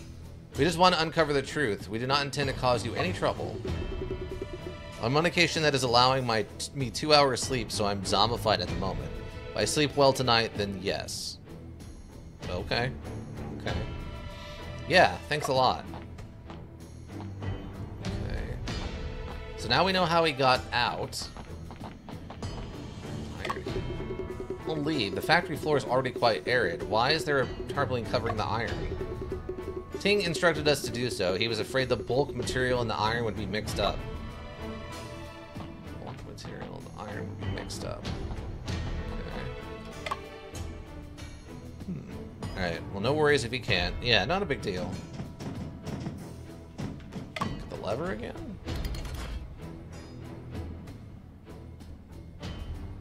Did that accomplish something? Doesn't really seem like it. After the incident, only had opened the conveyor doors once. But it's only had opened the conveyor doors, so the suspect probably left through it. The splash of molten steel makes it impossible to pass through the stairs front. For a long time after the incident, the conveyor door was the only way to leave the second floor. Shin, I understand now. There are only 3 possibilities. The murderer was Old Lee, someone Old Lee covered for, or someone left the scene after Old Lee. And it can only be left by going through the conveyor door. The murderer was either Old Lee... Okay, well, I mean, actually I came up with a similar thought process.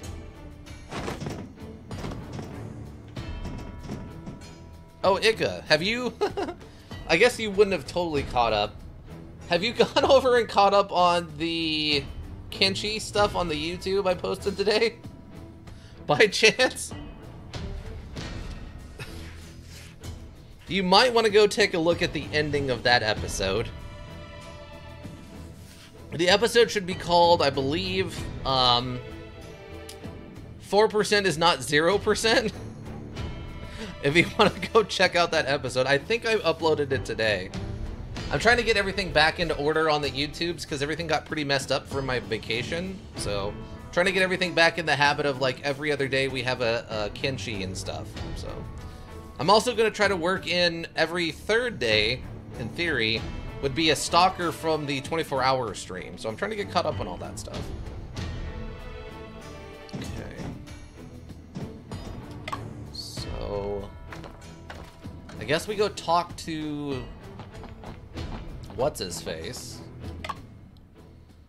The, guardsman or whatever they call him.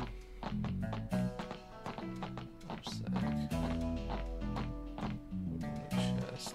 Oh, just under the tarpaulin. Mr. Patrolman said that the elevator was locked at the exit of the second floor. What's on the chest? Okay. But yeah, otherwise I hope your vacation's going well, friend. About Old Lou. Old Lou claims that whenever he is on duty, he goes to the dock with you to eat midnight snacks. You know about that already? Was that the case last night? We were just taking a little break. If there's anything you want to know, you can try asking me. Okay, so he confirms that.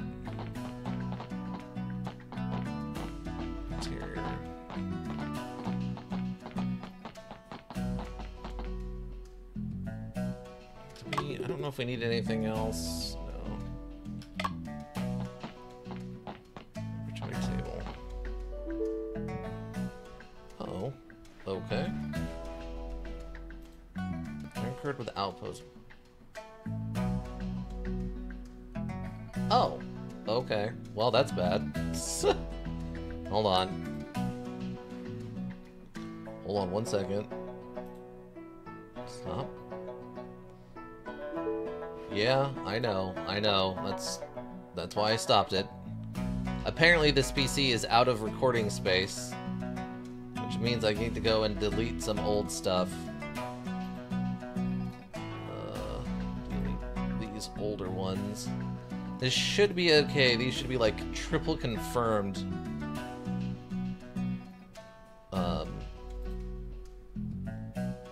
That these have been uploaded.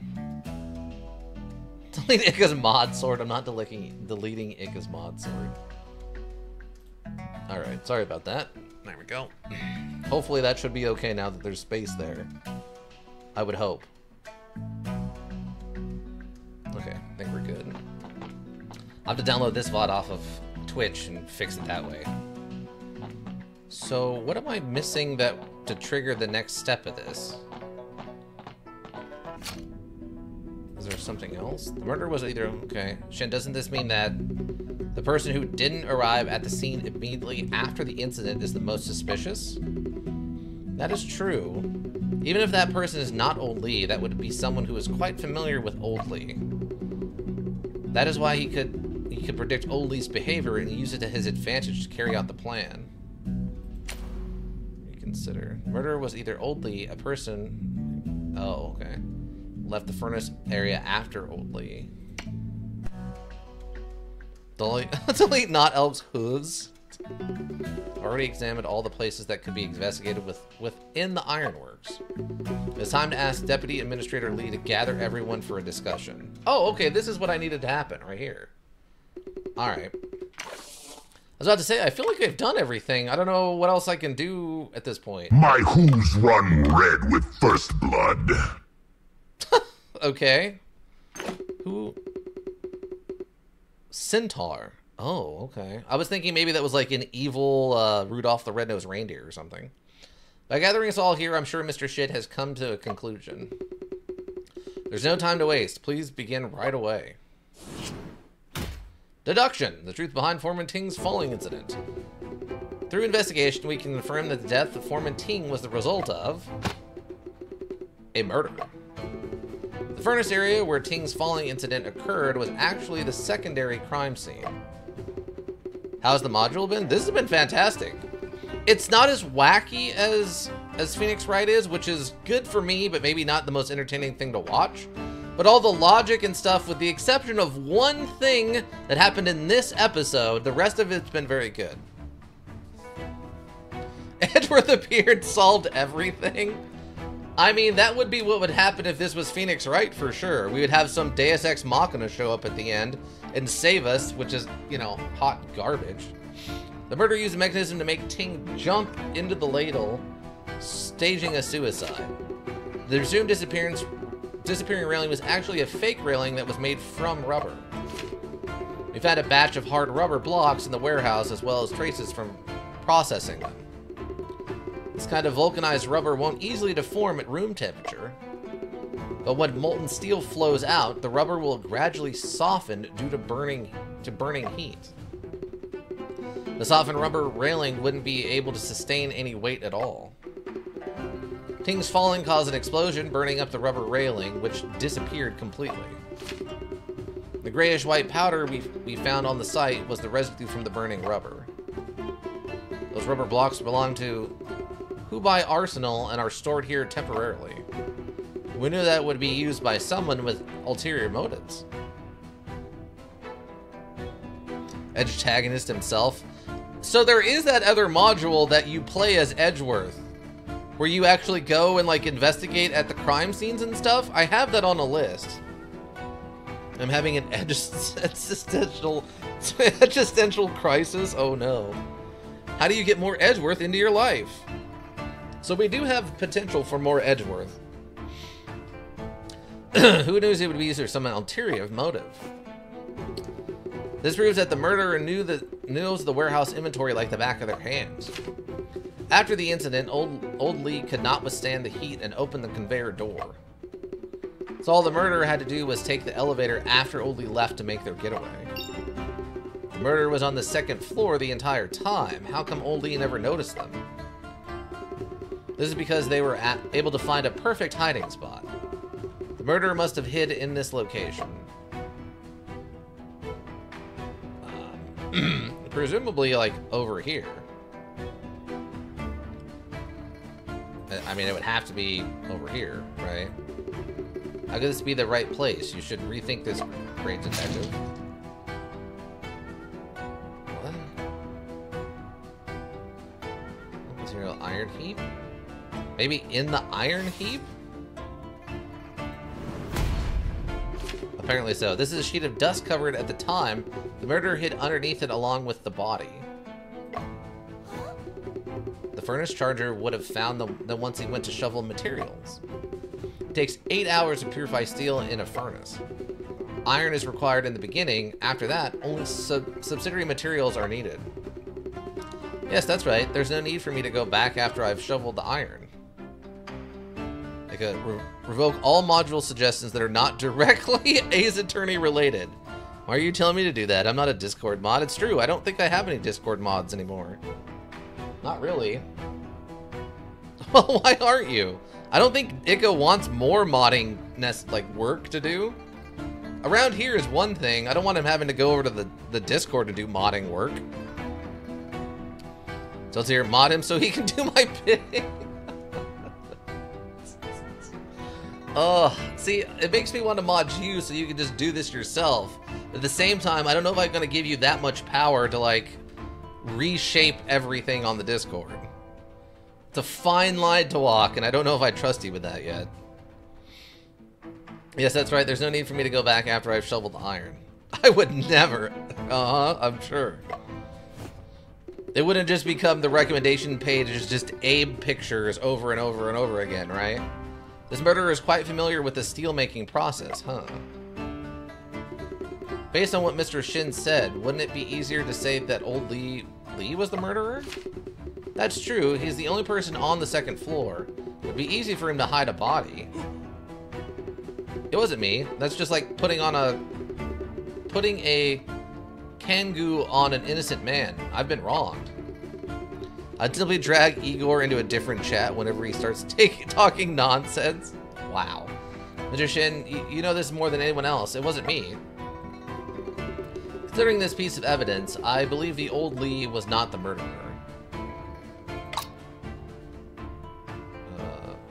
This piece of evidence.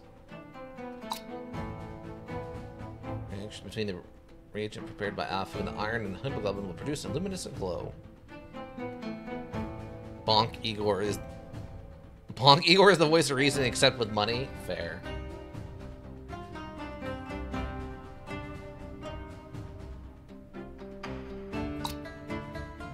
Considering this piece of evidence, I believe that old Lee was not the murderer. Using a blood detection reagent, it looks a bit familiar, like a kind of symbol.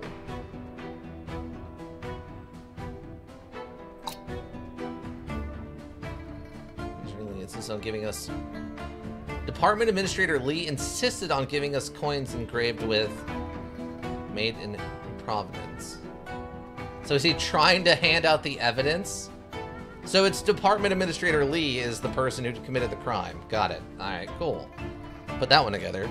Igor is the voice of passive acceptance regarding our places in the world with no desire to grow. Wow, what a deep existential argument to have about somebody's D&D character. Impressive, you two, impressive. Iggy was here earlier. They're probably asleep now. Iggy, you should be seeing this stuff. This is what you're getting yourself into. With this piece of evidence, I believe that old Lee was not the murderer.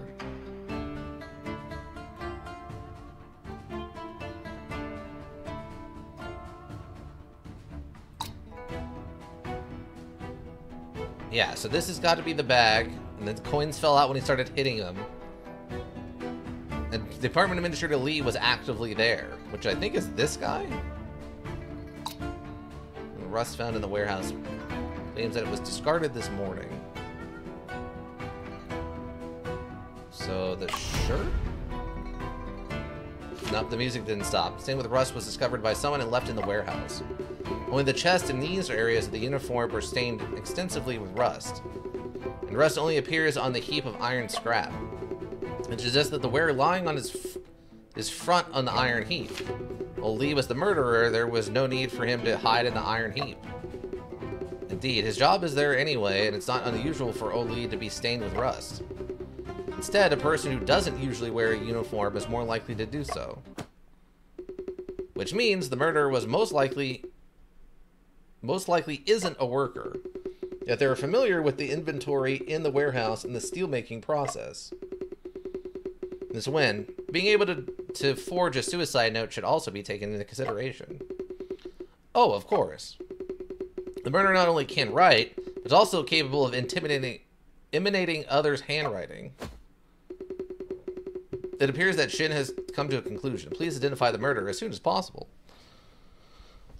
I mean, Igor just wants to chill with friends and get revenge on a cult. Never mind. No, what? Oh, Mochi? Oh, Mochi. Gotcha. Okay, identify. Okay, so now I've become more... Wait.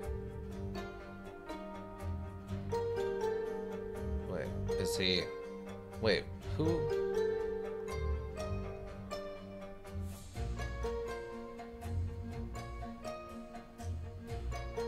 Wait. Do I actually have to accuse him? Hold on. Because the evidence... Wait, what's this guy's name? Finance is responsible for purchase. Appears to be the political... He brought me to investigate the case in hopes that I am able to settle the matter as soon as possible. What?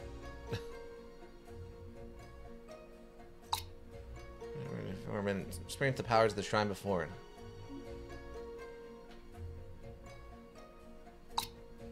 Treasure of the Ironworks, in charge of finances and responsible for purchases. Polite intellectual. He's from England, who is also the head of the Ironworks laboratory. Allegedly, he came into the conflict with Foreman Ting in the past. But he probably wouldn't know how to write Chinese.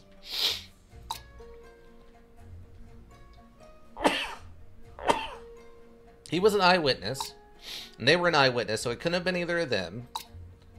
She came to Ironworks to read a news report, always in search of the truth and hoping to read a news article.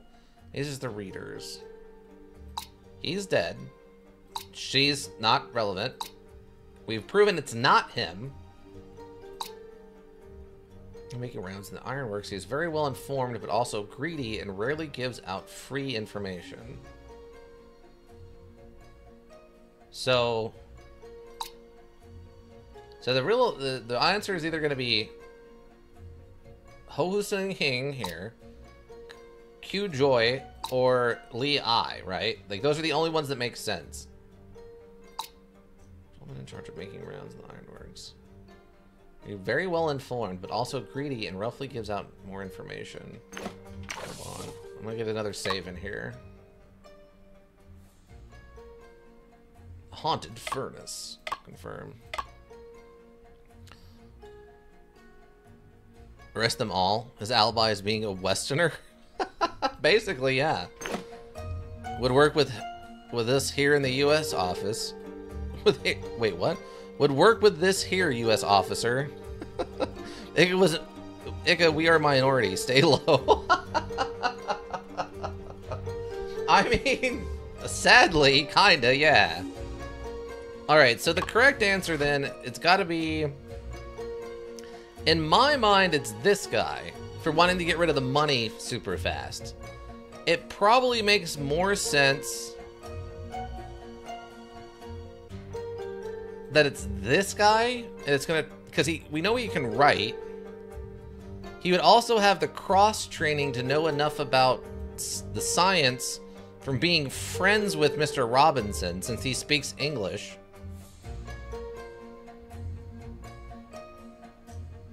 Ooh, I don't know. This is a tough one.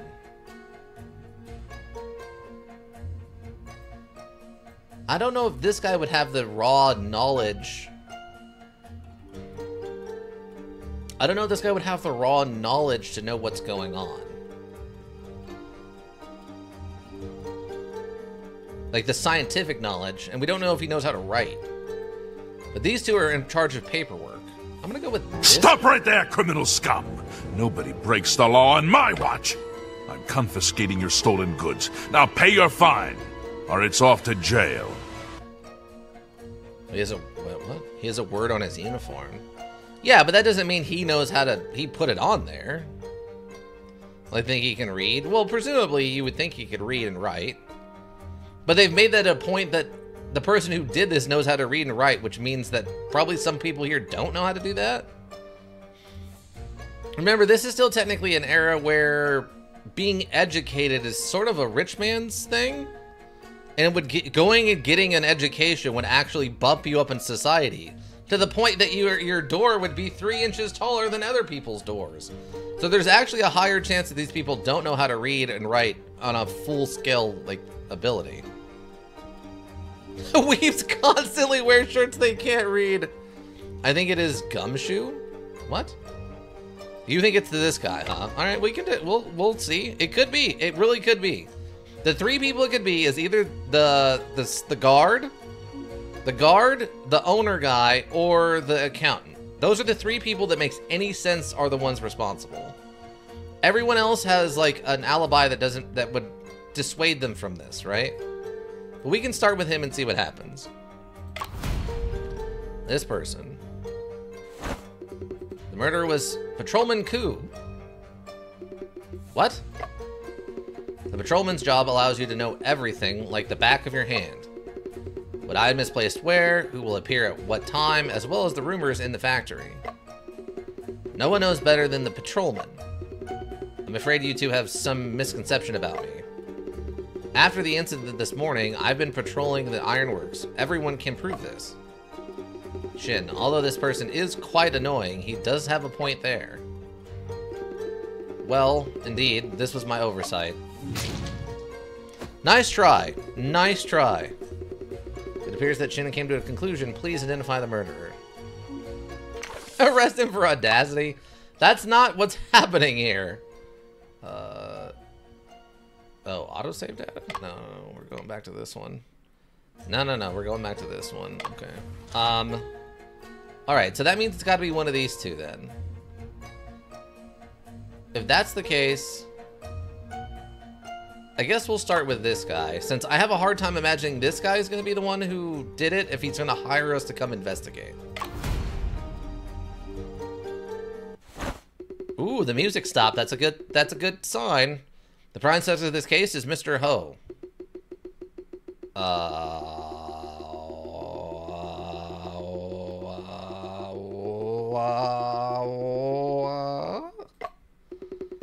Supervisor Ho does meet all the conditions, especially the one about imitating handwriting.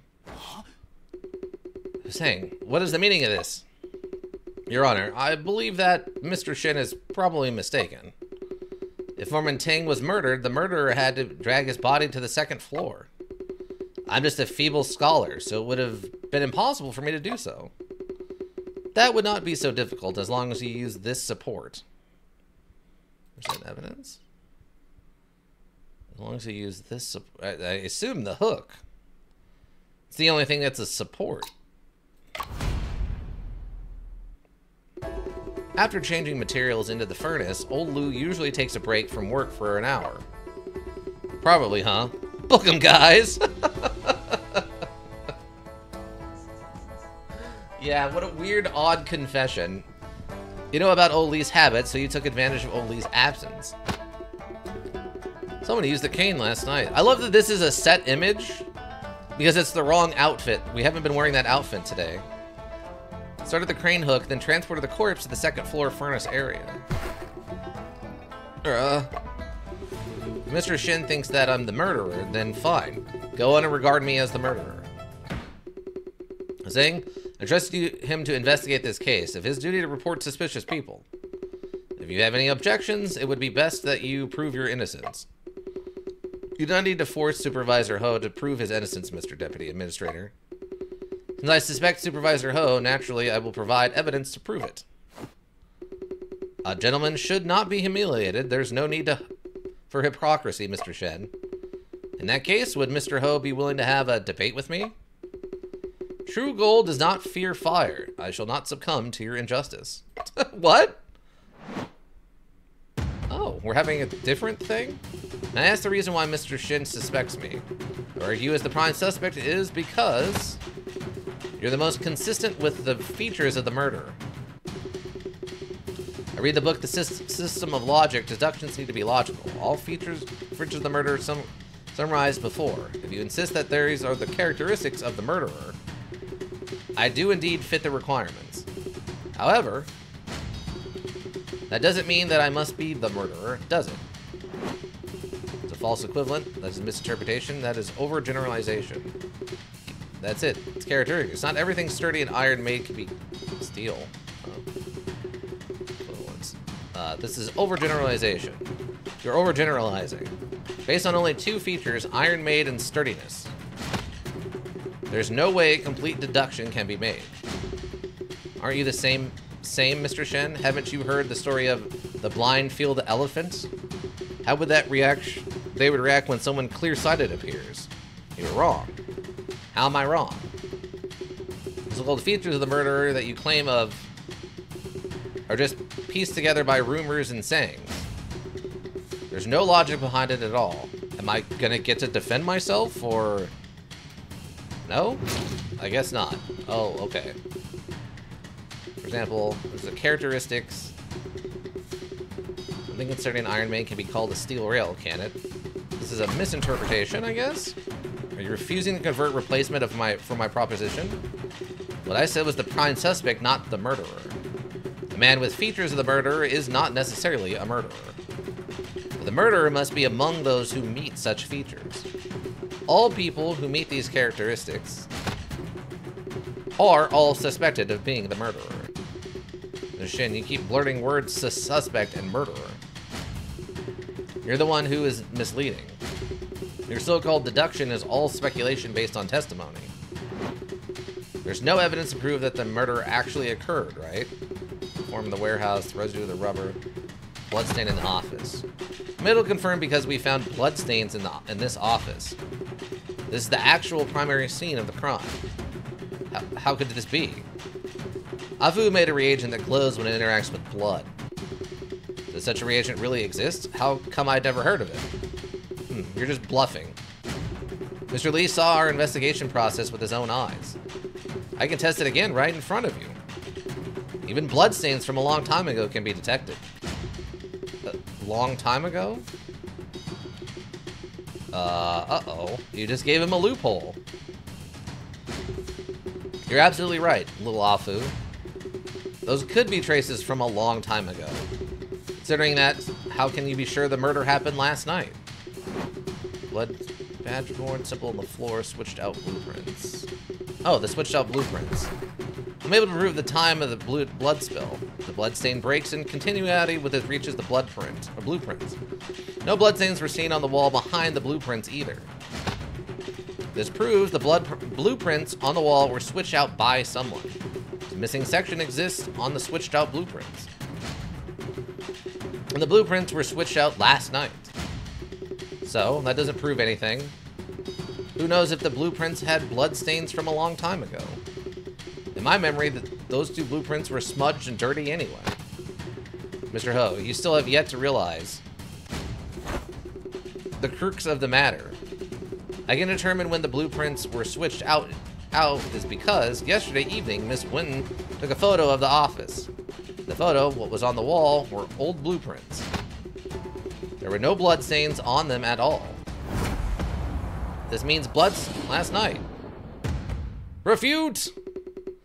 You have a silver tongue, Mr. Shen. I admit defeat. So you're pleading guilty? That's not the case. All I did was lose the debate. Where's the crime in that? Moreover, the debate we had just now is entirely based on an assumption. What assumption? That little Afu's reagent is actually able to detect blood stains. I studied chemistry at the Ironworks School, and I have also read countless foreign books.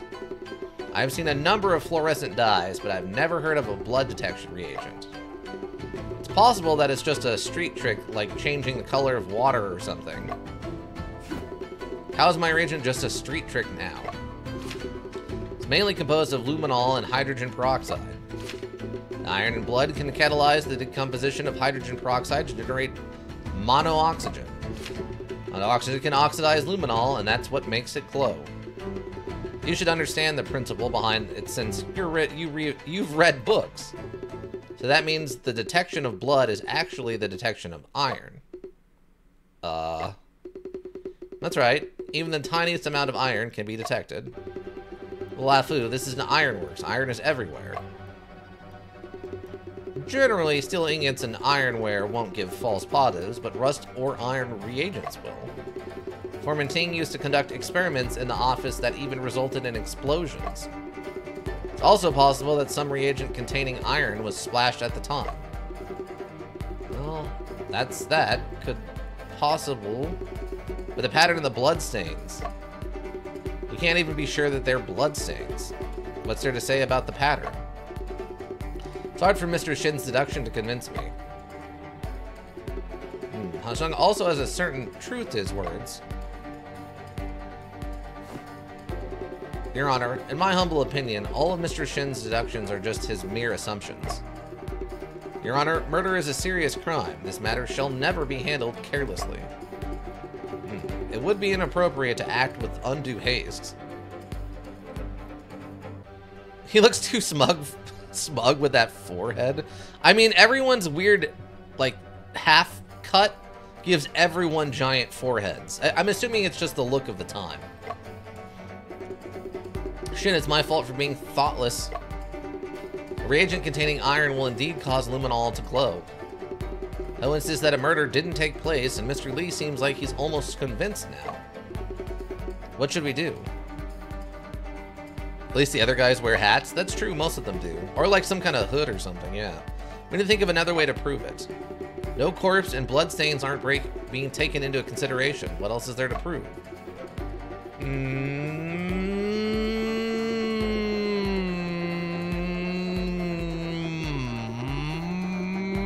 Well,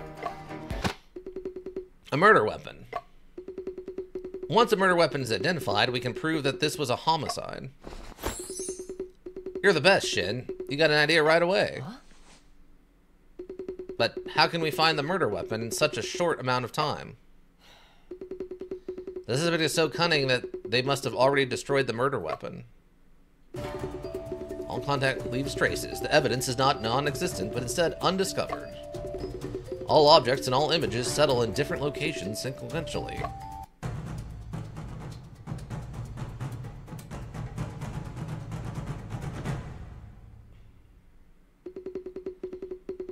This figure actually looks quite familiar.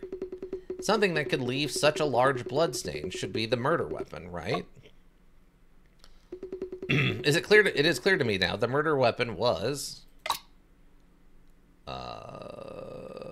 I guess the coins? I'm not sure how they want me to present this. I'm assuming it's the coins.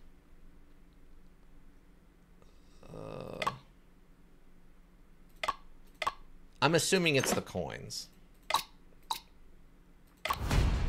Let's see what it says. There we go. We got the music. The murder weapon was silver coins. Ha rah. Silver coins? Do you literally believe that money makes the mare go? Mr. Ho, those are not just ordinary silver coins, but the wages received from you. There were 2 blood-stained symbols on the floor, one of which appeared on the silver coin. How could a few silver coins be able to kill anyone, Mr. Shen? This piece of evidence will explain how silver coins were used as a murder weapon.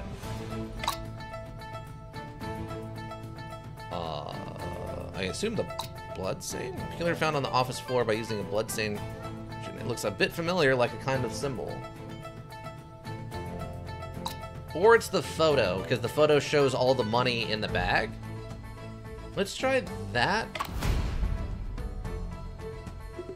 The key to making the silver coins the murder weapon lies within this. Mr. Shen knows any mystery within this photo, please point it out directly.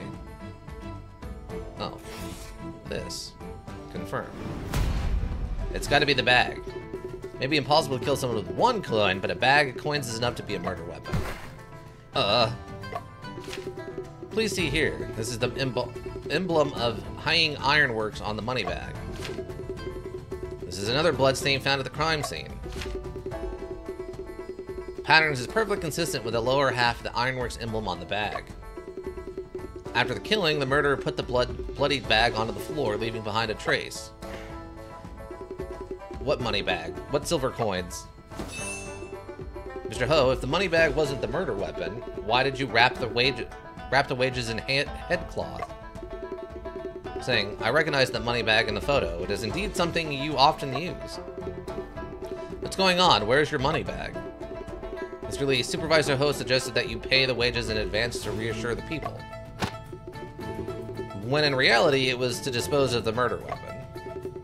This behavior alone is enough to show that Oh Hassan, you are the murderer.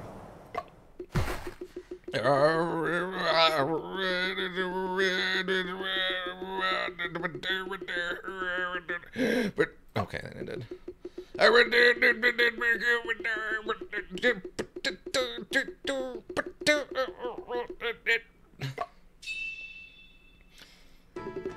Your Honor, I accidentally ripped the corner of the money bag this morning due to my negligence. To prevent the loss of silver coins, I used a headcloth to wrap around the money instead. I got rid of the damaged money bag without a second thought. You destroyed it, didn't you?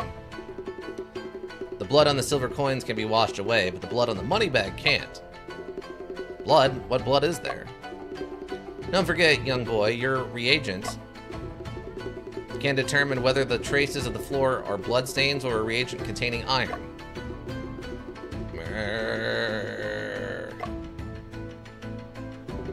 Random different pose? I still have no idea how you came to the conclusion that I'm the murderer. In the end, you have no conclusive evidence to connect this matter to me. You. The only way to nail him down is to find direct evidence that proves Supervisor Ho was involved. What kind of evidence could it be? How about I help you sort out the events of this case? Hello, evil me. There's no need. I can do this myself. Review the whole case and figure out which part of the murderer's plan would leave traces. Then I need to present the evidence that proves Supervisor Ho was involved. In the office, he murdered Ting with a bag of coins and carefully cleaned up the crime scene. When old Lou was away, he used the crane hook to move the body to the second floor. He shaved rubber in the warehouse and set up the rubber railing before working hours. Once finished, he hid in the iron cover with a tarpaulin, waiting for the right moment to appear.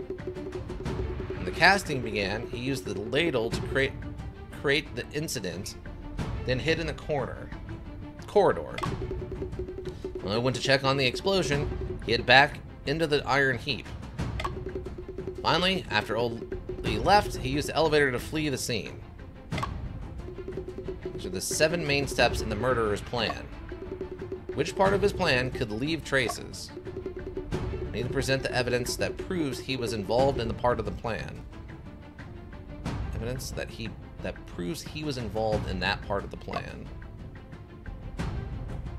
Bag of coins, so carefully cleans. So what do I have for evidence?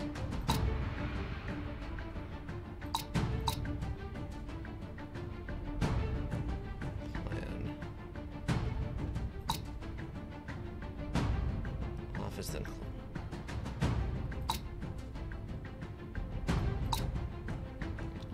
Just the evening near the steam. Claims he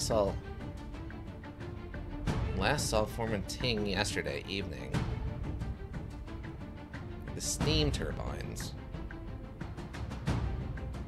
Maybe this confession? Or weapon. He used a crane to to move the body to the second floor. I mean, that would leave blood on the hooks, but I don't know if that would count. I don't really understand the way that they're presenting this question to me exactly.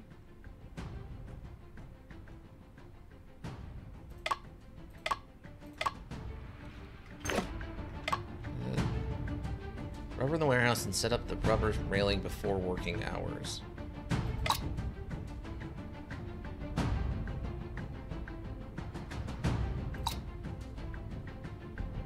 I saw Foreman Ting yesterday evening. Steam turbine. Wearing a head cloth. Coins. Closer inspection where small particles. Open the molten steel gate from a safe distance. On the floor. I'm wondering if the blood stains on this with the luminol. Oops. Perhaps I can consider using Halfway's reagent to test for blood on Supervisor Ho. It's awful little significant to test for the blood stains. There's no need to detect blood on clothing, and it is hard to identify the blood on his body. You're hopelessly conservative.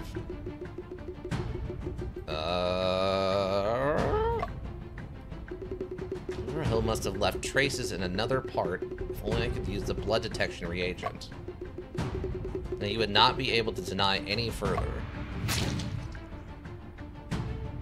Oh, another part.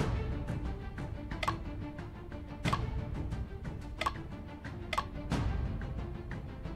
don't know. He used the elevator to flee the scene.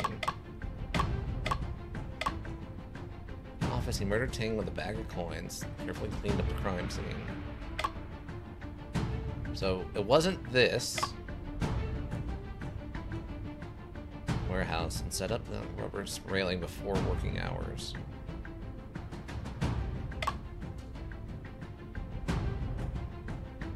So that's unfinished. You've hidden the iron cover, create the incident hidden in the corridor. I mean, unless it's supposed to be like the blood on the corridor here. It's either the blood on the corridor or the blood on the rubber, I think.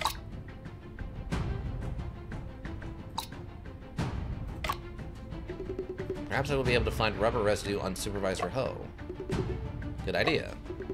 However, can the evidence you just presented prove this? Cannot. I have no evidence on hand to prove that Supervisor Ho processed rubber.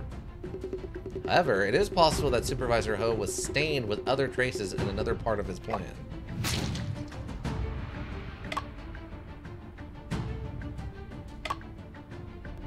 What? Okay, so when he was moving the body? Perhaps I can consider using infrared to test for blood on... Oh, okay, so this is just giving me the same thing. Okay, so that's not going to work. So, murdered Ting with a bag of coins and carefully cleaned up the crime scene. Okay. It's a crane to hook up the body to the second floor. Oh, maybe the iron? Oh, man. I'm gonna use the later create the incident that hid in the corridor.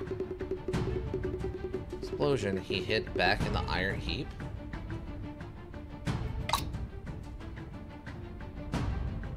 Like here? Oh, okay, it was in the iron, okay. The incident lies right upon Supervisor Ho's person. If there's nothing else, I'll be taking my leave. Hold on. What else can I do for you, Mr. Shin? Since you insist that you did not murder anyone, to prove your innocence, could you allow Afu to test your hair and clothes? Shin Bang, you're going too far. Saying, since you're innocent, why would you be afraid of a test? Your Honor, I didn't murder anyone. It's only natural that bloodstains won't be detected on me. But I'd rather die than be humiliated. That's strange. It seems that by doing so, your innocence will be restored. The ancients were willing to break all the bones in their body to prove their innocence. You're telling me that you're afraid of a few drops of reagent, Mr. Ho? I'm completely innocent. Of course, I'm not afraid. I also need a staff member in the ironworks to take the test. Best someone who isn't a worker. Patrolman Ku, cooperate with him. Sure thing. Have you ever used the reagent to test Supervisor Ho and Patrolman Ku, respectively? Oh look, Supervisor Ho is glowing.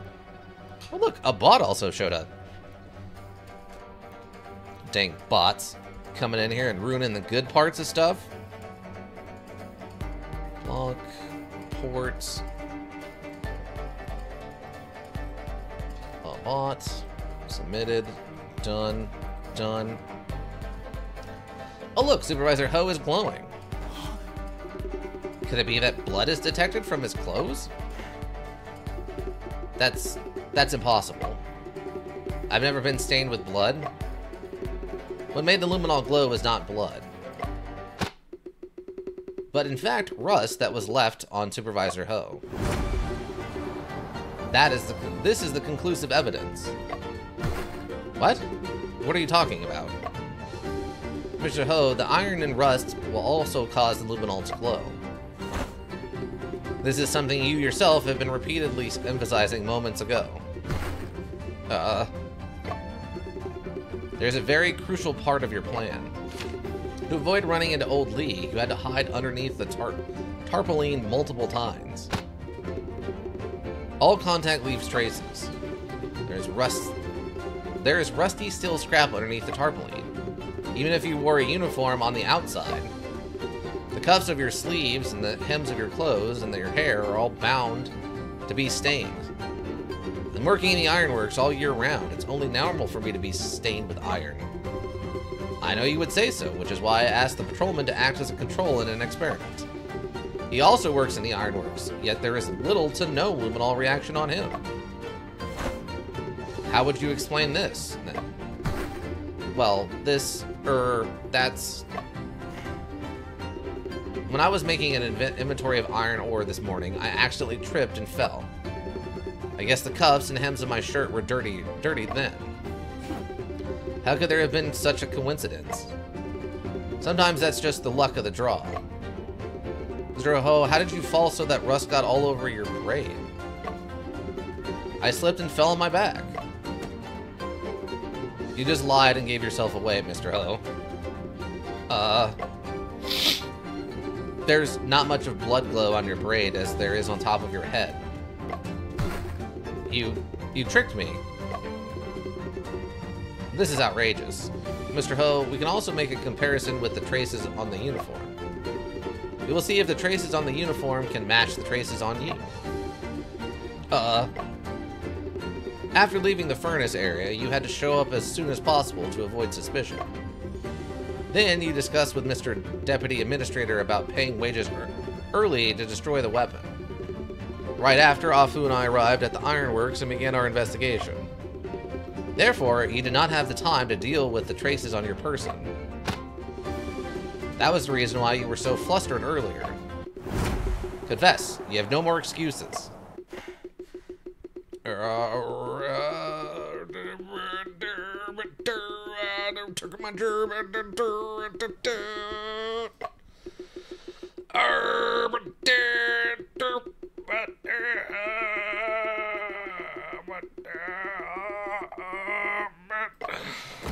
more?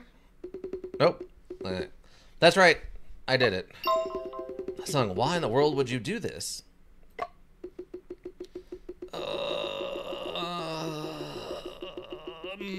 Well, you see, well, actually... Sung, I found a method that can improve the steelmaking process. From this day on, we won't have to buy expensive coke from overseas anymore. Our cost is 1/3 lower than that of Germany and Japan, yet the quality is almost the same. Formanting, you've finally done it. I'm waiting my whole life for this. Oh my god, that music is really loud, isn't it? Well, that's actually not too bad. Turn that just a smidge. I've been waiting my whole life for this day, and now our railway can finally use steel rails made by ourselves. Formanting, the test report from London is here. It says that the steel rails made with your new method have a risk of fragmentation. Fragmentation? That's impossible. We've just completed tests on its mechanical properties and there were no problems at all. Sigh, I'll leave the report in the office. You can take a look for yourself. This doesn't make sense.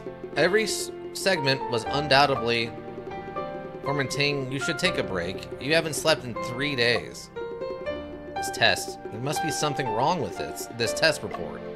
You can ask Mr. Robinson to test it again. However, Formanting, it's still because of the coke.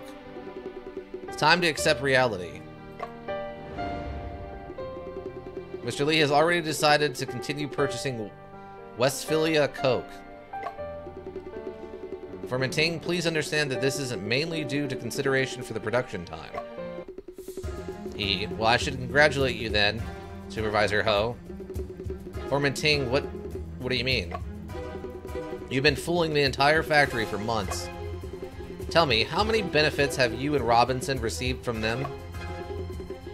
Formanting, what are you doing? Don't come near me. Ah! Formanting! You mean, in a moment of desperation, you accidentally killed Formanting in self-defense? Yes. Mr. Shen, what do you reckon? That didn't look like a self-defense thing to me. I'm gonna go with it was not self-defense. I do not think he acted purely out of self-defense. There are projected bloodstains on the floor and cast-off patterned bloodstains on the wall. This shows that the murderer continued to hit Ting on the head even after he fell to the ground. Doing so was just to ensure that Formanting's death was certain. Your way of disposing of the body was impossible to carry out without planning in advance. Therefore, even if you murdered Formanting impromptu last night, your murder scheme was deliberately planned. I don't, but my arm itches, So what exactly is the truth? Formanting suggested a method of steelmaking that uses cheaper materials.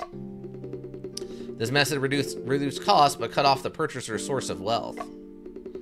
This is the reason why Supervisor Ho and Robinson concluded to falsify the test report. To persuade Mr. Lee to continue purchasing pricey coke so that they could make money from it. Ting suspected the report was false, but he failed to challenge the authority of Mr. Robinson. So he conducted experiments in the name of worshipping gods to prove the report was wrong. Yet Supervisor Ho took advantage of this as well as to create the illusion of Ting's suicide. Ho Hung Sing, your treacherous lech? Lech? Your Honor, I did all of this for the ironworks. So what if I cooperated with Mr. Robinson and interfered with our self-inspection report? You think I'd be able to tamper with the report in London? Chemical testing, philosopher's content, standards of the process, those are all shackles that they were forcing us to wear. Even the newspapers besmirching us are owned by them.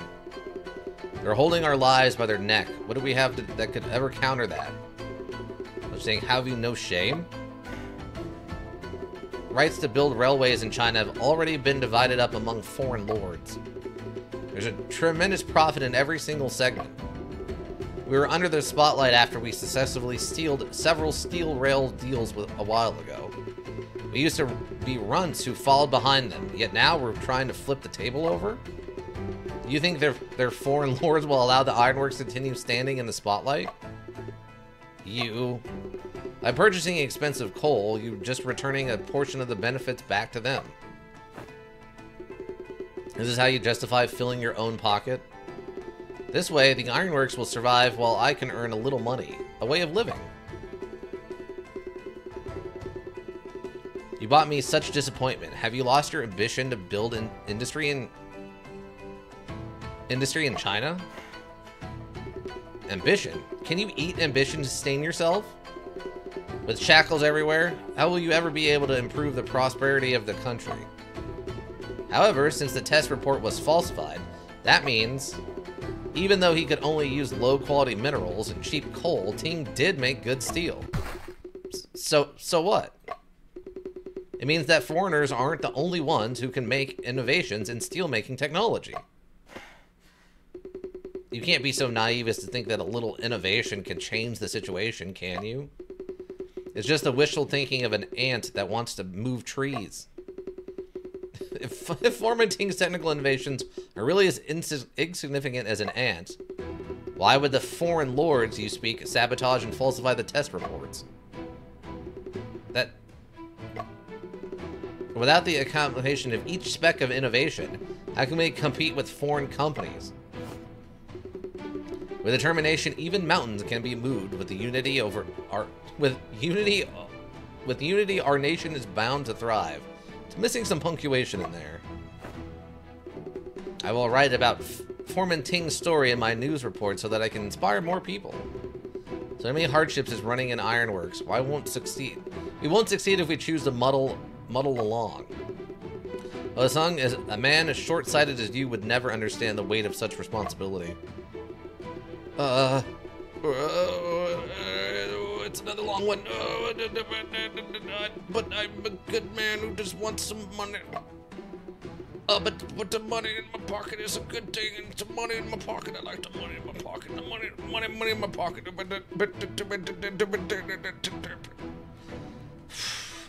Is there a third one? There's probably a third one. Nope, it's just two this time. Someone take Ho Hazang away and get Robinson in this office immediately. Achievement unlocked, the Haunted Furnace. Completed Chapter 3, solved. Perfect. Case solved. It's all thanks to you, Mr. Shen, that the matter of the Foreman Ting is settled.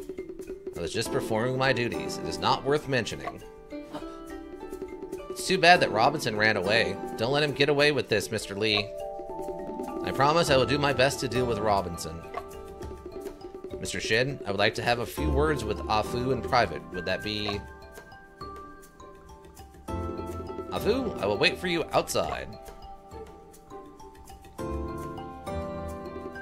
Afu, I thought you looked familiar ever since I saw you. Could you be the son of Mr. Hus? Huh? Did I look that much like him?